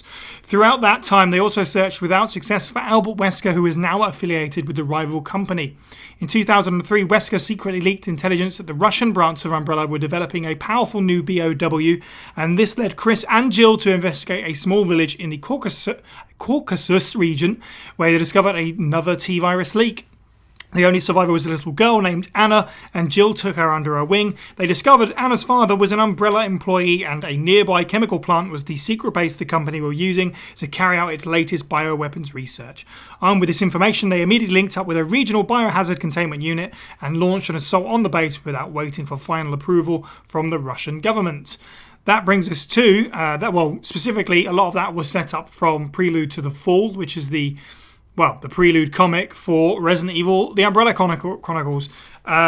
We are more than anything going to focus on Umbrella's End, as that is the canon part of it. We obviously, Jill is fairly prominent throughout Umbrella Chronicles, being that it's a retelling of Resident Evil remake and Resident Evil 3 as well. So I think she might be the most appearing character in Umbrella Chronicles. So when we're talking about performance, by all means, we can talk about, the wider game and all the scenarios. But I guess most interestingly, in terms of the canon, is Umbrella's End. Being that this is a rail shooter, I don't feel like I have a lot to say, because I don't think there's a lot to go off of. There's not a lot of lines. She's got about 6 lines in Umbrella's End, I think. And in terms of talking about the RE3 stuff, I mean, you'd probably have to strap me down to a chair and force me to watch those cutscenes again, because they are god-awful. They're really bad, and they're really uncomfortable. Yeah, they're not... especially that opening. Yes, that's the first thing that comes to mind. October, take it away. What's your thoughts with Umbrella Chronicles, Jill? Umbrella's End, and Patricia Jarlee playing Jill this time. Your thoughts on her performance? Sometimes I've done podcasts where I was half asleep, so I get it. Jill sounds half asleep in this game. Yeah. I know that I've heard that was up to direction, that they were all directed to sound just kind of monotone, and I've heard that about Revelations as well. Really? Yeah. I guess to sound more serious. But everyone sounds so weird in this game, and the audio editing is unbelievably bad. Yeah. My friends and I always make fun of it, but there's a line in the Raccoon City Destruction segment where her and Carlos's lines got flopped. So she just inexplicably shouts, "I think so too," to nothing. But yeah, in Umbrella's End, she doesn't talk a lot, and she sounds kind of sleepy for a lot of it. Umbrella's End has the least forward momentum of any of the plot-driven sections, because it's not really about Chris and Jill. They are present, but when you play, what's it called? Dark something? Wesker's scenario? Dark Legacy. It's like, oh, this is the separate ways scenario of Chris and Jill's story is just happening while the real story is going on. Right. It's like they show up, they shoot 800 million hunters, and then they kill a Power Rangers monster, and then they leave without being even a little bit aware of any of the real going on, with Wesker defeating like the last of Umbrella's executive branch, and stealing the Umbrella data and turning over information to the government to help Umbrella fall apart faster. It's like they're just here because they're supposed to be, because we should finally get some sort of resolution to the off-camera defeat of Umbrella, and it turns out that they were barely part of it. They were just present. Yeah, I think that's fairly accurate, really. And it's interesting to know that about the voice direction. I hadn't heard that before, and that would explain it, I think, because I think Patricia Charlie is very capable. Yeah, she's great. But in this, something felt missing, and arguably then that's up to the direction, which I can almost understand the logic, but not really. You know, when you think you hear it back and you identify that, as you're right, everyone sounds half zombified already. Or they're just like things like Billy, where he's played by like 3 different actors. Right, there is that. Yeah, this game's got a lot of issues. Steve, how do you feel about Jill in Umbrella Chronicles and Umbrella's End? This is painful. Like, we'll get into it a bit about Patricia Charlie's version of Jill, but in this, it's woeful. Like, she's the sidekick character for Chris. It feels like, you know, she's only ever answering his questions, or like October said, randomly going, "I think so too." She barely even takes charge in her own scenario in the cursed Resident Evil 3 adaptation against Cyborg Nemesis. You know, it's awful. It's weak, and the little action sequences they do get are either movie homages or just straight up rubbish. You know, I don't even think she's got a cool counterattack. I think it's just stab him with a taser and kick him. It's kind of boring. You know, even her one unique animation is dull, which is, you know, I love Umbrella Chronicles for its gameplay. It's not shaky cam mess like 2. I like the soundtrack especially. I wish that was a vinyl. But the story and the interpretations therein, they ain't great. You know, and no offense to the actresses or actors or actresses involved. But it's just, if there was a run-of-the-mill baseline of this is a barely acceptable Jill Valentine, I think we're still going underneath it. Brutal, but probably fair, actually, really. You know, I want to put it above RE1 Jill, but then I can't. I don't think you can, yeah. And again, a lot of that comes down to it's a rail shooter, so it isn't exactly going to have a verbose script. But, yeah, make the most of what you've got then, surely, perhaps. Before we move on, any thoughts on Jill's, specifically the Umbrella's End design, because it is new, where she's all outfitted for, you know, exploring the snowscapes of Russia? Why no unlockable and remastered? Yeah. That's true, and it's the same model too. That is weird. I'd never thought about that. It's fine. Both her and Chris, they're fine. It's unremarkable, but you know they're in the snow, so it works. Right, and they've got the color schemes going on, so at least they got that right, I guess. So, yeah, that's fair. Okay, so let's skip ahead a little bit. Just jump ahead a year. 1 year later, after the events in Caucasus, Jill became one of the original 11 founding members of the Biohazard Security Assessment Alliance. In 2005, Jill was given a new partner in Parker Luciani, a former operative of the FBC who had fought in the Terra Grigia panic caused by the Veltro terrorist group. After they'd been disbanded immediately after the incident, the BSAA had received intelligence of a possible revival. Jill and Parker were asked by Director O'Brien to meet with him to investigate strange corpses washed up on the beach of a small Mediterranean coastal town. Soon they received a call revealing that all contact had been lost with Chris Redfield and Jessica Sharawat, and that their last position had seemingly been in the middle of the ocean. Thus brings us to 2012's Resident Evil Revelations for the 3DS and onwards, released for home consoles a little bit later. This is, to my knowledge, the only performance by Michelle Ruff in terms of playing Jill Valentine. It is the most... I think this is the weirdest one on here. And I quite like a lot of things about Revelations. We haven't covered it on the show yet, so I don't want to get too deep into that. But this one stands out like a sore thumb to me. Partly because we have a unique voice actor for this. And also we have a completely different face model. Obviously, this is the first time that Jill's face isn't Julia Voff. And I'm all about aging up characters. That's completely fine. But this feels really weird. Especially when you put them all together, it just doesn't seem right. Is that just me, October? How do you feel about Jill's look in this game? I hate it. Okay, cool. I don't really like Revelations at all. I think it's a very janky game with a really bad script. I know people love it. I don't.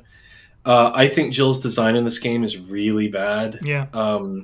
No shade on her face model. I don't remember her name, but I know that her face is based on a real person, so no shade on her.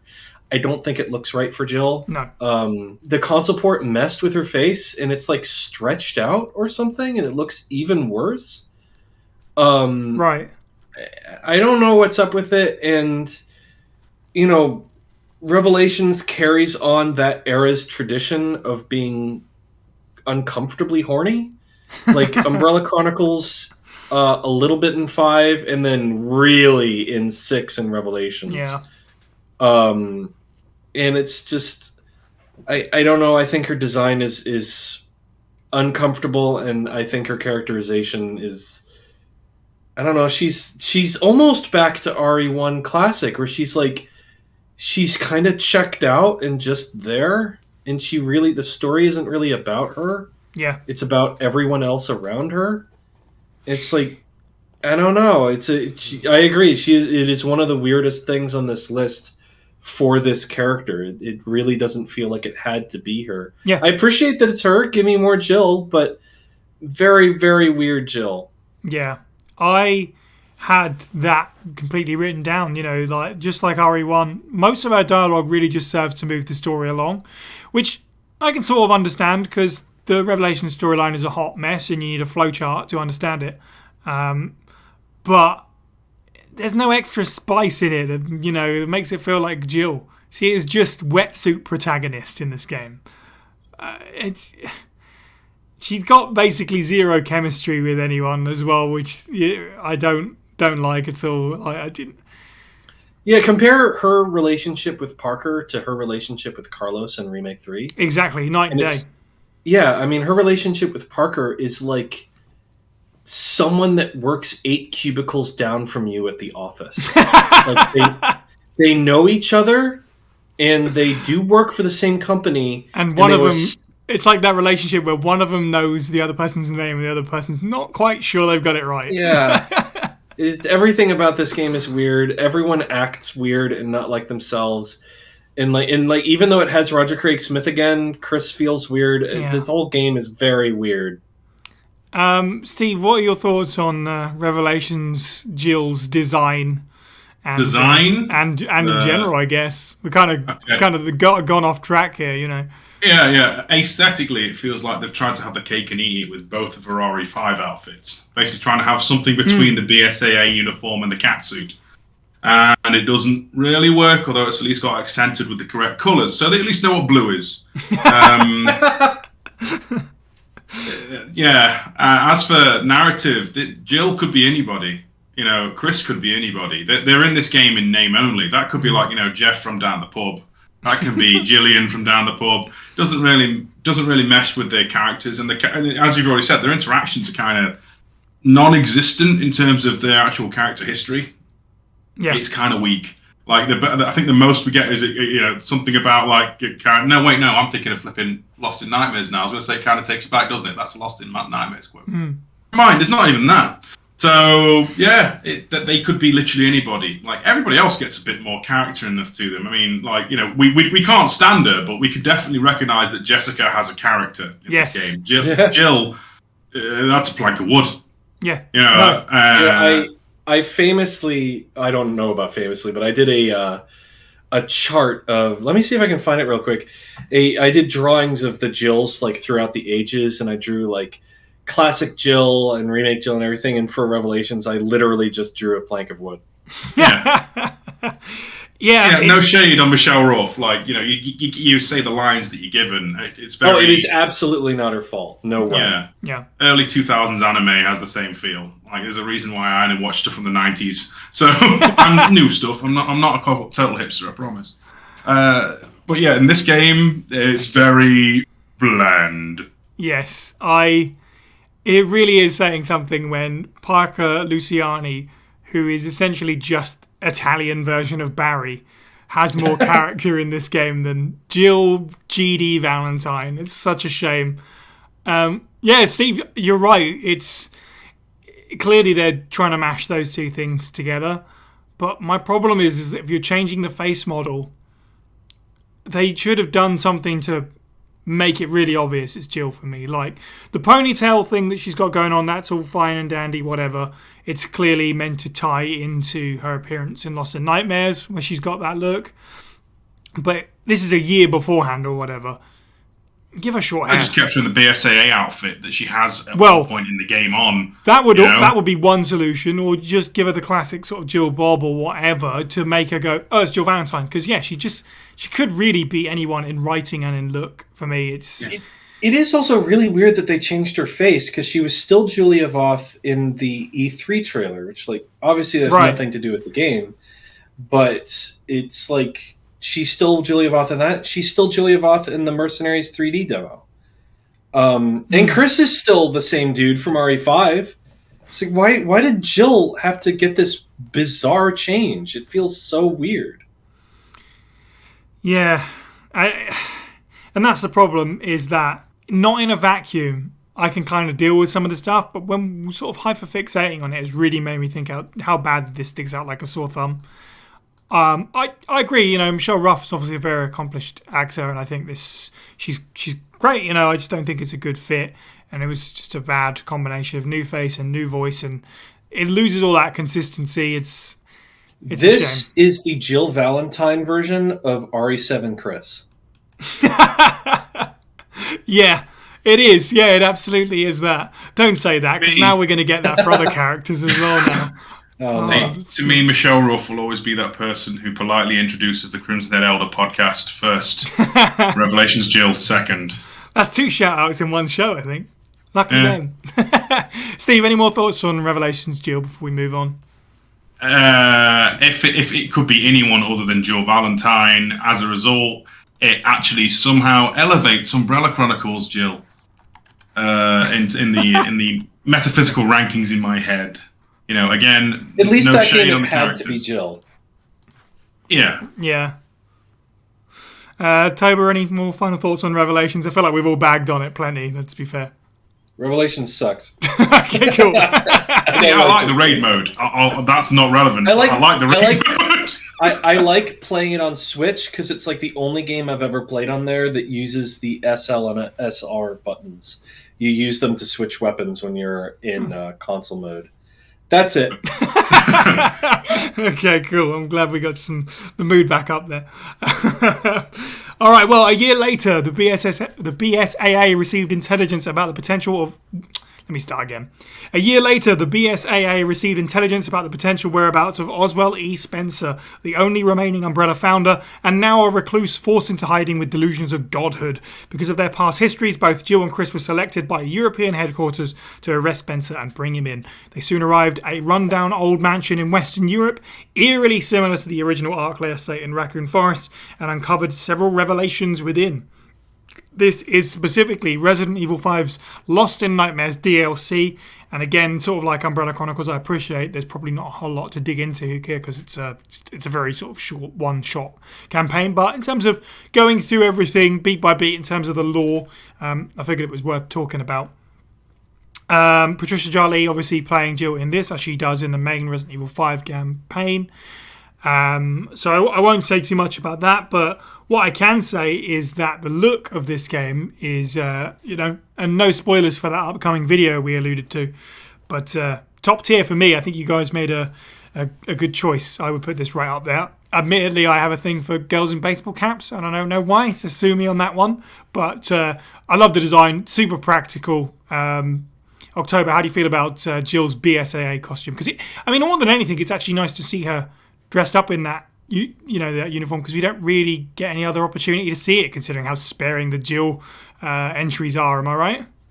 Yeah, I would say that both of their Lost in Nightmares costumes are pretty good. Yeah, they both feel like evolutions. That, like, as Jill has become like a professional monster hunter, she's lost the shoulder pads, she's lost like the extra gear, so she's become this much lither character design, and I feel like that's an interesting evolution, that like Jill doesn't need protection anymore. You could see it that way, whereas Chris has so much stuff on.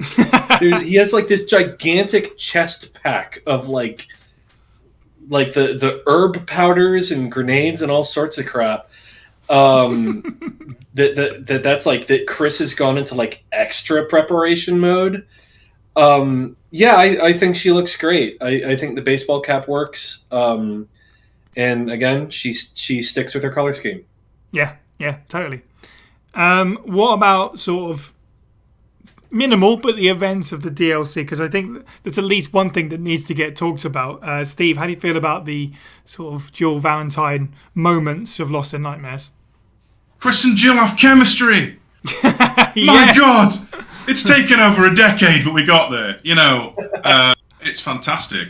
I love the little moments between them and between Chris and Jill in this, and just the stuff stand out alone. Like the end of the DLC, Jill's like, sod this. Wesker's about to kill Chris. Well, if nothing else, spears him out the window and dives him. It's fantastic little bit of self-sacrifice. Yep.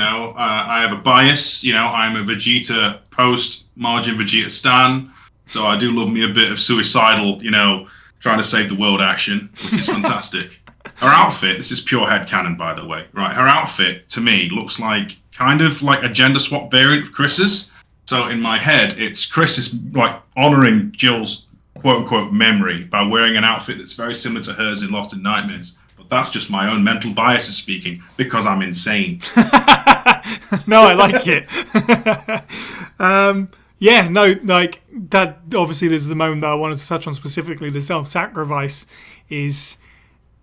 It really does feel like the next evolution of Catherine Disher's Jill that we talked about earlier.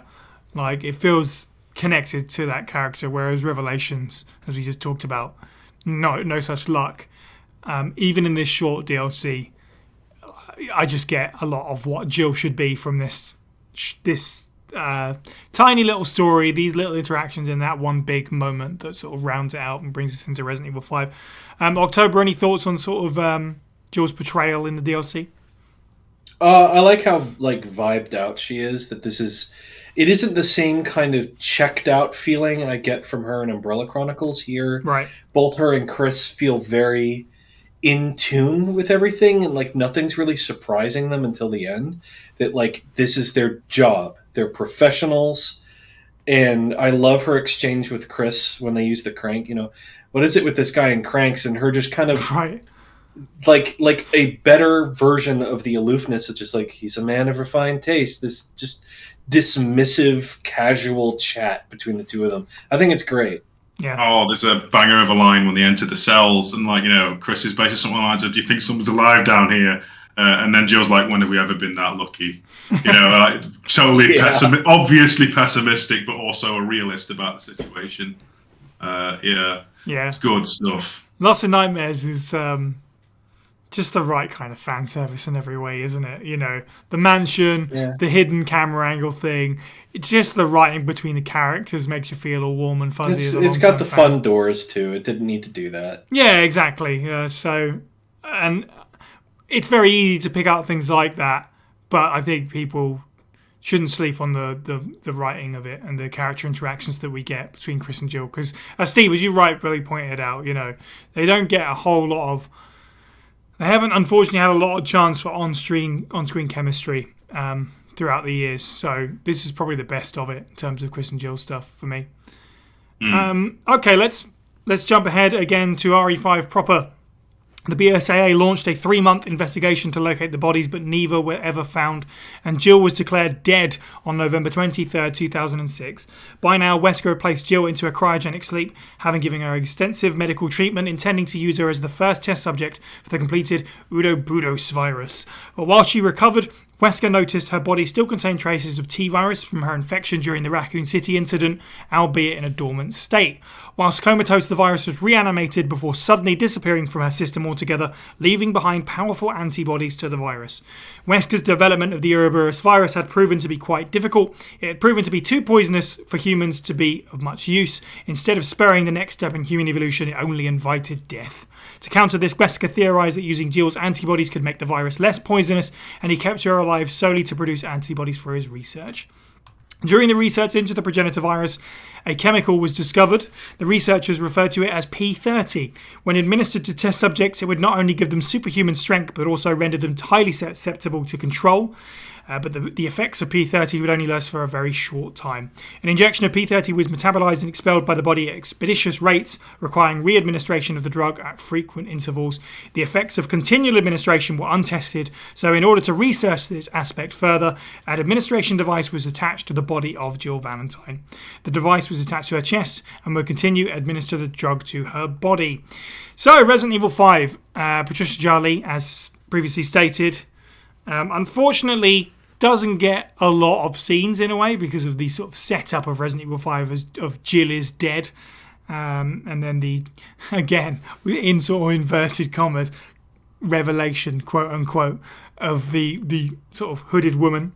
October, how do we feel about Jill's, I guess Jill's story in Resident Evil 5 and her part in the story, part she plays?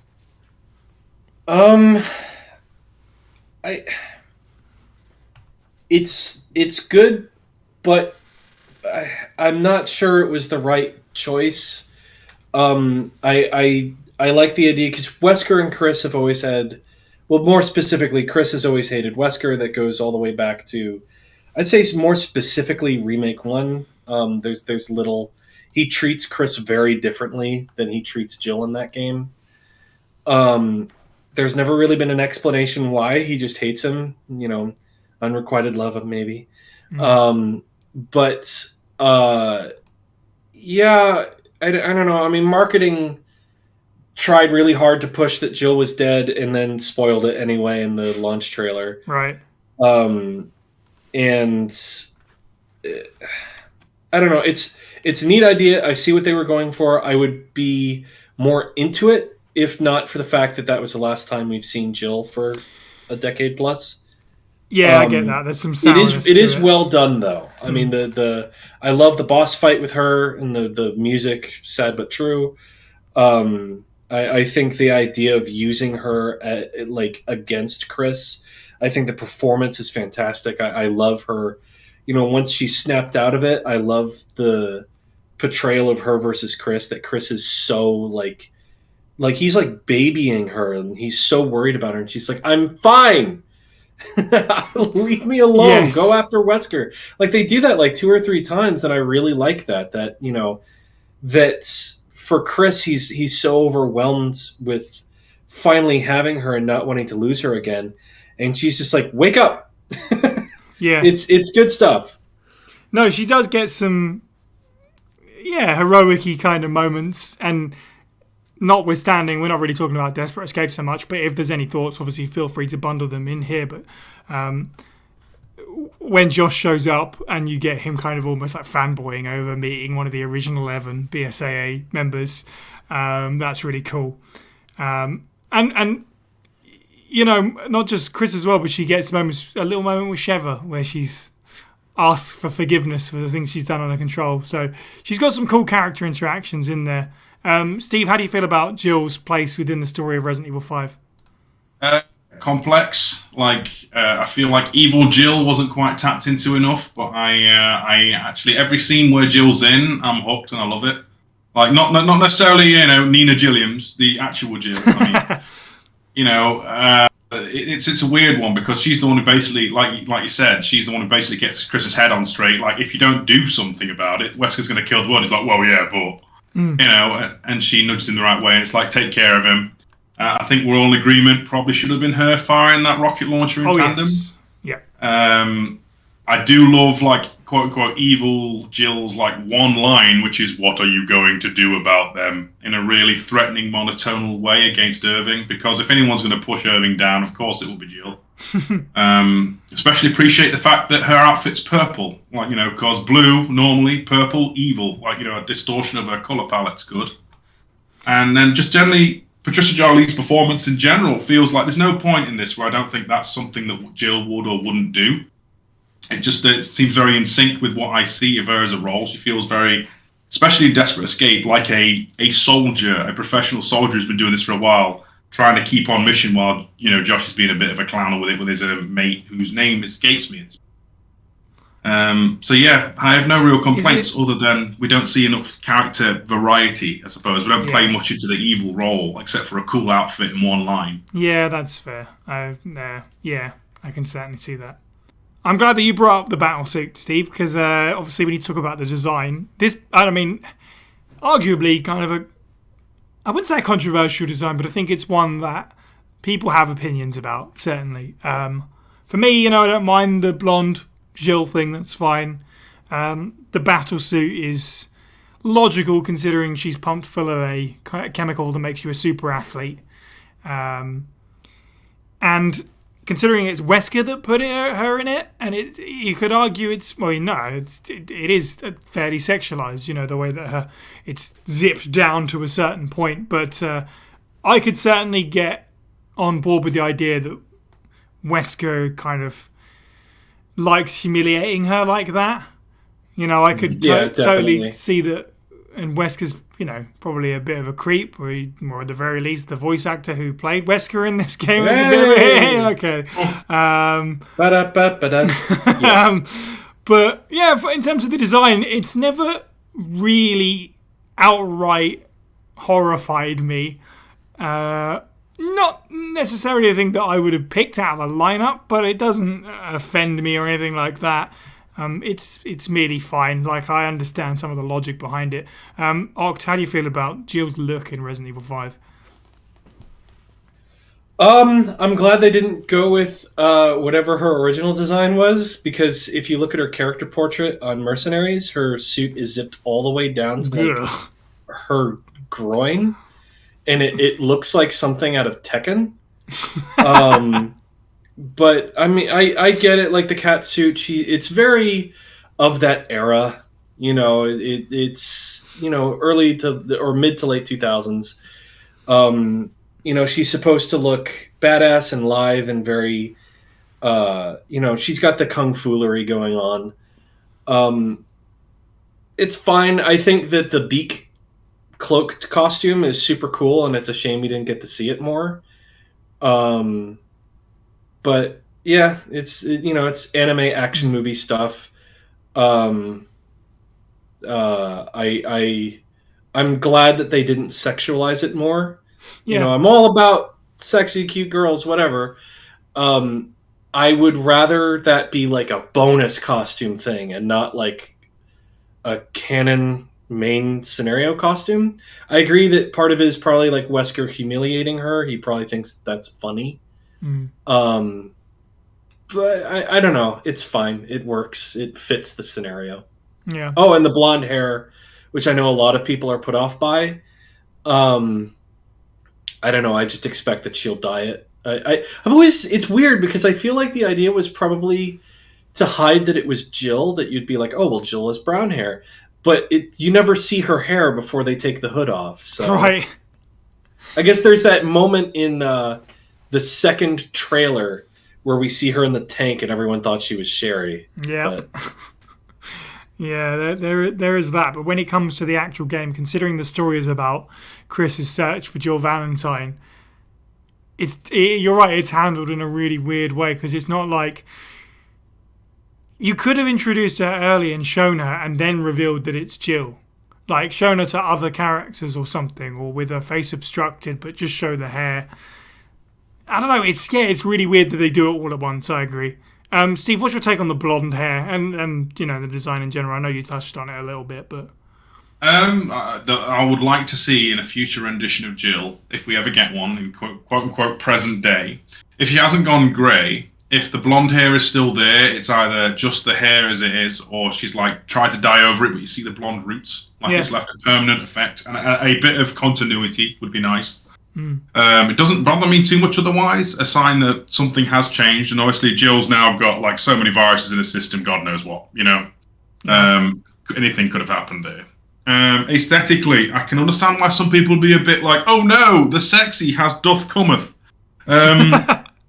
But this is also the era where we had like Raiden from Metal Gear in a equally form-hugging cat suit. Yeah, but that's this is totally male gaze. I get that. I do. And Wesker is a total bastard. I do totally agree with that. My point is, I'm not totally offended by it. I can understand why the narrative reason why it would be there. I should clarify. I'm not offended by it at all. It could be way worse, like Jessica or poor Rachel that doesn't even have a face. It's fine. Yeah. It feels a bit like it's from a wrong game franchise. Was where I was going. It feels weird. Yeah. So I don't think it's bad now. In the thrust of everything we've seen and whatnot, it's a part of their character's history now. So I could see it as an alternate costume in something other down the line. I mean, they even referenced it in RE0 a bit. Admittedly, that's more of somewhere between a proper uniform and a catsuit that what Rebecca gets. Yeah, Rebecca gets that fun. That outfit was kind of cool looking. Just a bit more conservative than the version Jill gets in this one. Right. Yeah, I mean, I guess it fits. Like, Jill has the tube top in RE3, and, Rebecca has, like, the craziest she gets is, like, she has her clubbing costume. Or, no, it's called leather. Sheva's the one that has the clubbing costume. Or clubbin, I should say. I don't think it has a G on it. So, yeah, if I had to put a nail on it, I'd say it's more of a Metal Gear outfit that's straight into Resident Evil. It doesn't offend me, it just feels a bit weird. Yeah. That's fair. That's certainly fair. You guys have all really touched on everything that I had to say. I agree. It will always be a shame that she didn't get that final moment of awesome in this game. That she doesn't get to kill off Wesker after all that she's been through. That's the biggest problem. Yeah. She should have been the one holding the rocket, not Sheva. Yeah. I don't want to... Sheva's awesome, and I don't want to belittle her at all. It should have been Jill. Yeah. Oh, I have one last thing. It's in my notes here. I want to talk about how it's a shame we didn't get an actual boss fight with quote-unquote Plague Dr. Jill before she's revealed. Also would have been cool. Yeah, that's... Yeah. Playing into the outfit a bit more because, Steve nowadays is a big fan of Bloodborne and Eileen the Crow has the same outfit and therefore wants to see it on every badass minigame ever. There you go. Take notes, Capcom. All these things for the eventual Resident Evil 5 remake. More Plague Doctors. It's RE5 remake in 2026. Yeah. Give us more Plague Dr. Jill and have Jill be the one that offs Wesker with Chris. Yeah, agree. Totally. Cool. October, any more final thoughts on Jill and Resident Evil 5? I mean, I guess one point is that we haven't really talked about the fact that this is the final canonical appearance. Like, how does that sit with you? Is that, especially considering the vastly different design compared to the other games, how does that kind of sit at this point? I like the idea of Jill suffering from actual PTSD from this. The only other character, Chris has his thing in RE6, but it's is that trauma or is that head trauma, considering he's whacked on the pavement so hard the pavement cracks? You have Leon becoming a depressed alcoholic because a couple of characters that have no names or faces and we had never heard of before died. But Jill and Rebecca are the only characters that have... Well, Jill technically not. It's something you can assume. Rebecca has actual PTSD and she has a full-blown panic attack in the stage and sort of kinda she's panicking and hyperventilating in Vendetta. With Jill, in Revelations 2, which was the last time we've ever heard from her, you find a letter from her to Barry where she's basically just saying she's bored. In theory, they will bring her back someday. She's a super popular character. I like the idea of her having trauma. I think it would really fit with where her character has gone. As it is, and this isn't even just Jill, but the series in general. I love RE7. I thought Village was pretty okay. Stop. It's a lot of, not just Jill, a lot of these characters we haven't seen in years and years and years. Please do something with them, but definitely please do Jill next because it's been a long time. Yep. And Remake 3 does not count. It just does not. No, yeah. Please. It's been, even real world in-game timeline, it's been a decade. She was not being tested on for a decade. That's ridiculous. Mm-hmm. So we need present day Jill. Please. Yeah, it is actually low-key infuriating now. There's that one note, as October's already talked about, where she's being tested on by the BSAA And I can get that Jill would have trauma, but then let's have a game exploring that. You can go balls to the wall crazy with that if you do a full Resident Evil head somewhere between Silent Hill and that, with Jill dealing with it.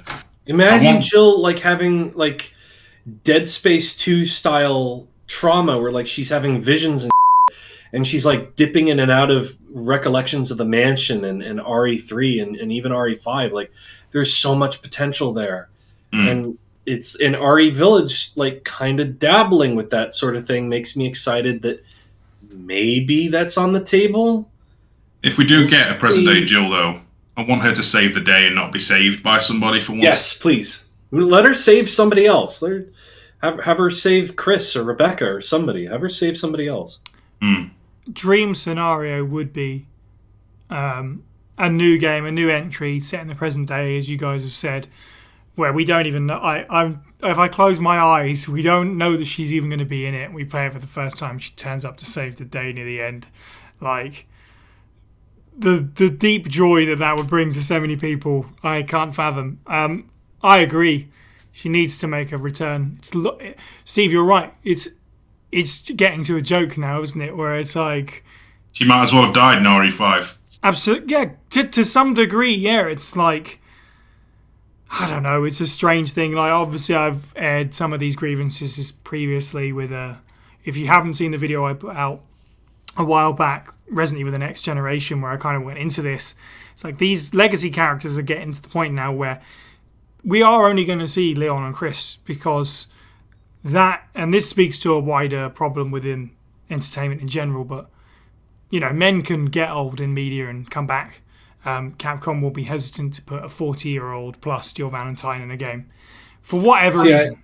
They can Deus Ex Machina that though. They've got enough virus pea soup in the system. Yeah, I would not at all be surprised if they just pulled what they pulled with Sherry, where they just go like, Sherry will look 18 forever. Right. That Jill will just look like she's 30 for the rest of time, so they can Same token, Laurie Strode and Sarah Connor, both have had a age lady lead protagonist in a film of late. And I know this is more of a Western thing, but I thought it was kind of badass, in Halloween and Terminator. Name completely escapes me. But they looked awesome, so maybe we could roll with that, even if it's just once as an experimental thing. I could totally get behind that. If you want to get really close to home with it, look how popular Lady D was. Not necessarily because of her age, but she's, not she's hundreds of years old, but like physically speaking, she's not a spry 21-year-old, is she? She's meant to be, a middle-aged woman and was, hugely popular for various reasons. But yeah, it's not outside of the world of possibility. I agree they're probably going to do the Sherry thing, and that's completely fine if they bring her back and say she just doesn't grow older anymore. Fine, whatever. The important thing is some resolution would be nice. In contrast to Lady D, and your point though, big bad scary Mother Miranda is permanently in her early 30s. Yeah, true, very true. Yeah, it's a weird one, but I guess I have hope now that we've had Remake 3, and Capcom seem to have selected a voice actor and a face. Maybe we'll get some more Jill, whether that's stories that are spliced in between others or something that's set in the present day. Because October, as you rightly said, there's plenty of room. She's not been sitting around for a decade. In 2011, I think those letters to Barry are written. That's still a decade away. If she was bored then, she could have done something within the next 6 months that we just don't know about. So by all means, please, Capcom, start inserting those stories back in, because these characters aren't getting any younger. And if you want to include them in stories, that's how to do it. I get Remake 4, all signs point to that being next. After that, please, something, anything. I don't care if it's a side story or a numbered game, anything. At this point, I'll take her in one of the dumbass animes. Do something. This is probably a bit off topic, but wasn't there a build of 3.5 that in some way featured Jill Valentine? Am I going crazy? Jill's model was used as a placeholder for Ada. Maybe they can just... it was her remake character model, but they put her in like a coat. She was just a placeholder. Dang. I'd say throw Jill in there somehow for whatever reason. She's just like on holiday in Europe at the time and stumbles upon the village. She goes, oh wow, it's all kicking off here, lads. Yeah. No, exactly. Imagine if Jill was in the RE Village DLC. People would die. It's not outside of the realm Imagine of if possibility, Jill is it? was. She should have been part of that one squad. Houndwolf. Imagine if Houndwolf Squad was all Stars members instead of characters we'll never see again. Yeah, we can, dare to dream. That's what I say, dare to dream. I'm not against new characters, by the way. It's just that was the perfect opportunity, the perfect in for like Barry, Carlos, Jill, and instead we get unknown dude, and Tundra. It's a shame. I remember being so excited because Tundra has blonde hair, and I was like, "Oh my god, it is Jill!" And then you look, and it's like, no, she's some lady that Chris met in a story we don't know and probably won't ever be told. All right, let's bring the mood back up. Let's talk about. Yeah, I know we're all. This is what happens when you start talking about Jill. It's like, yeah, but I want it back. Let's talk about favourite appearance. What is? Let's nail it right down. If you had to pick one now, out of all the Jill Valentine appearances and entries that we talked about today, what is everyone's number one? October, let's start with you. What's your favourite Jill Valentine appearance? Remake 1. I love Remake 1. I mean, why not? Yeah. Yeah, it's great. The performance is great. The character design is great. And the tweaks they made to her story are great. I love RA3, and I love the Remake 3 version of her. But yeah, I think I'm going to have to go with Remake 1. Steve? Oh, pain. I have physical pain right now. See, it's more so the ones that irritate me the least. I kid. I think the one that like ticks all the boxes as to this is something Jill Valentine should do in my head immediately goes to RE5 Jill. Like specifically, Lost in Nightmares and Unbrainwashed Jill. But I have an affinity for the sheer aloof and dumbness of the original RE1. I have a big thing for Saturday morning cartoon Jill and Remake 3 Jill's badass action movie. So they're all fantastic. But I can't stay on a fence, so therefore RE5. Nice. Interesting. I love that. I think mine's fairly obvious. It was the one that I kind of lost my mind talking about earlier. Classic RE3. Maybe there's a little bit of nostalgia there, but I just think her character is so fully formed in that game. Every interaction that she has just adds to who Jill Valentine is. And Catherine Disher just hit a home run with it, honestly.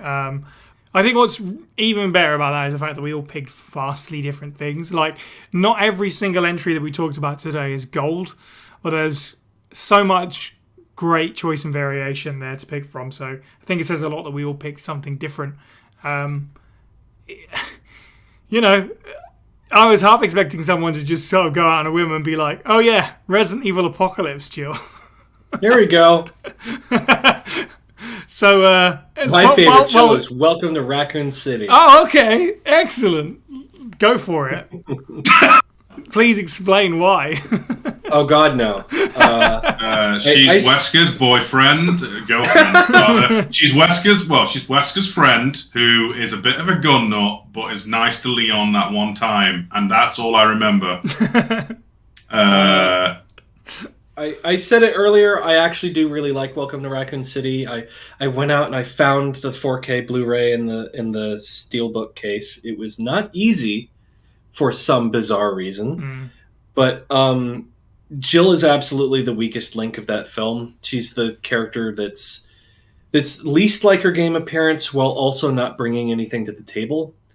Like Wesker isn't really game Wesker, but at least it's an interesting, different interpretation that seems like it's kind of trying to do its own thing. Jill is Vasquez from Aliens, but nuts. Yeah.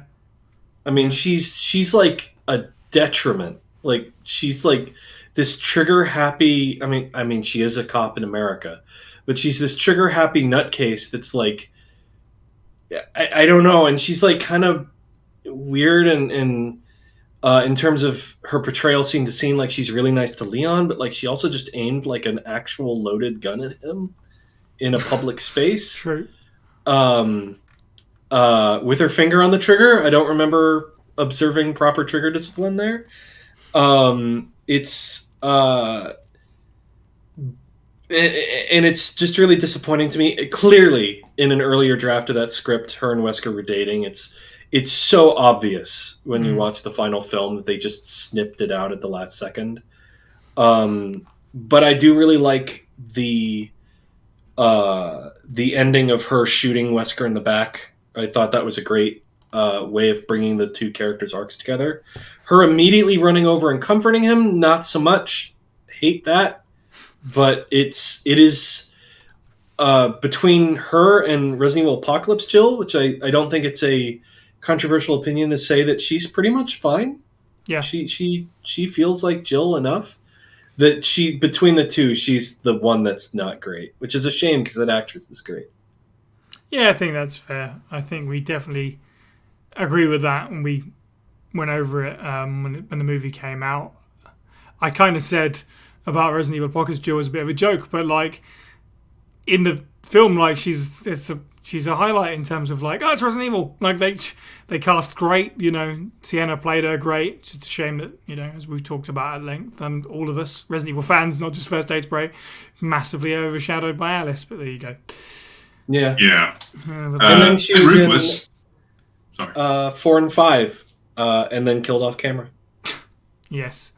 It's not try to. Where's that one reaction image that October's got of Ashley holding a phone? Oh. That's what I think of and killed off camera. I love that one sequence we introduced to Jill in Apocalypse. Like, full disclosure, listeners, as I am the one who went and complained so much about Apocalypse back in the day in film club. I would still probably have watched a film if it was just Jill, even though she is a bit of a psychopath, walking straight into a police precinct and starting blasting. So anyway, I started blasting. Yeah. I had my guns, Dan DeVito style. Yeah. But yeah, no offense to Hannah, you get what you've written, aren't you? You can't do much. Right. That was clearly the problem, I think. Okay, well, nothing else remains for me but to thank our contributors, our patrons, and our listeners. Join the First Aid Spray Discord server to become part of our community and hear the show early and unedited. And don't forget to follow us on Twitter, Facebook, Twitch, Instagram, YouTube, TikTok, and more. All of these links and all of our content can be found at faspraypod.com. You can listen to the podcast on YouTube, Spotify, iTunes, and all good podcasting apps. And if you like what you hear, please do leave us a review where you can and spread the good word. Don't forget you can support the show by picking up some merch or at patreon.com/FASprayPod for as little as $1 a month. On our next episode, it's been a year since we covered the original game, so it's time we went back into the Spencer Mansion once more. But this time we'll be delving for death masks, chased by Crimson Heads, and feeling terrified at the fate of the Trevor family as we celebrate our 50th episode with the 20th anniversary of Resident Evil's 2002 remake. Thank you to the panel. You can follow all of us individually. I'm at Cyniac_123. Steve is at FB Steve Was Taken. And October is at Sissel the Cat. And finally, thank you for listening and have a good week.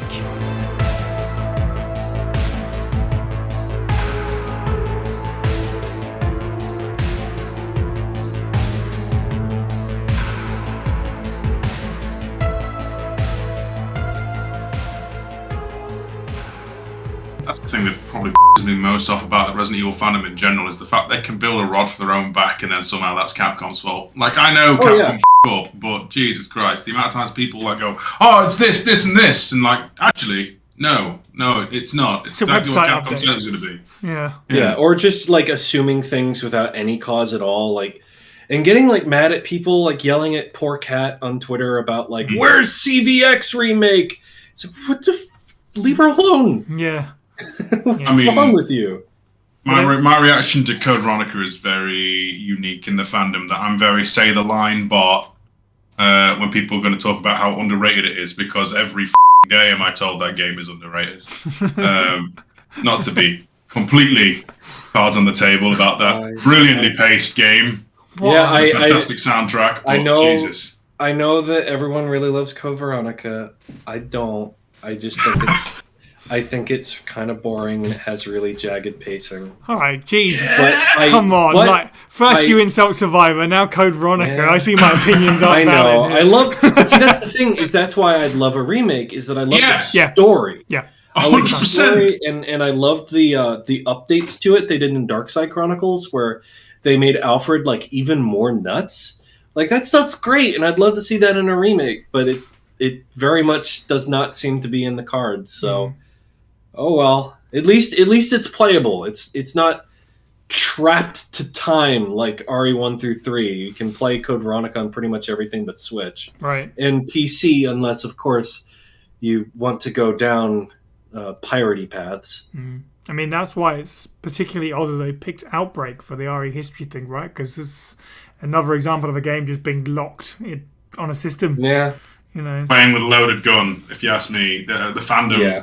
Yeah. Well, it's things like when Capcom did that countdown thing for the 25th anniversary, and they were showing those like really nice, cleaned up, crisp versions of the RE 1, 2, and 3 menus with like a new version of the font text. It's like super clean. It was like, oh my god, they're doing it. It's like, no, it's just a thing they did for Twitter. But it's like whoever was in charge of that made a bad call. Yeah. There's no other way to interpret that, and the fact that they still aren't doing it is just mind-boggling to me.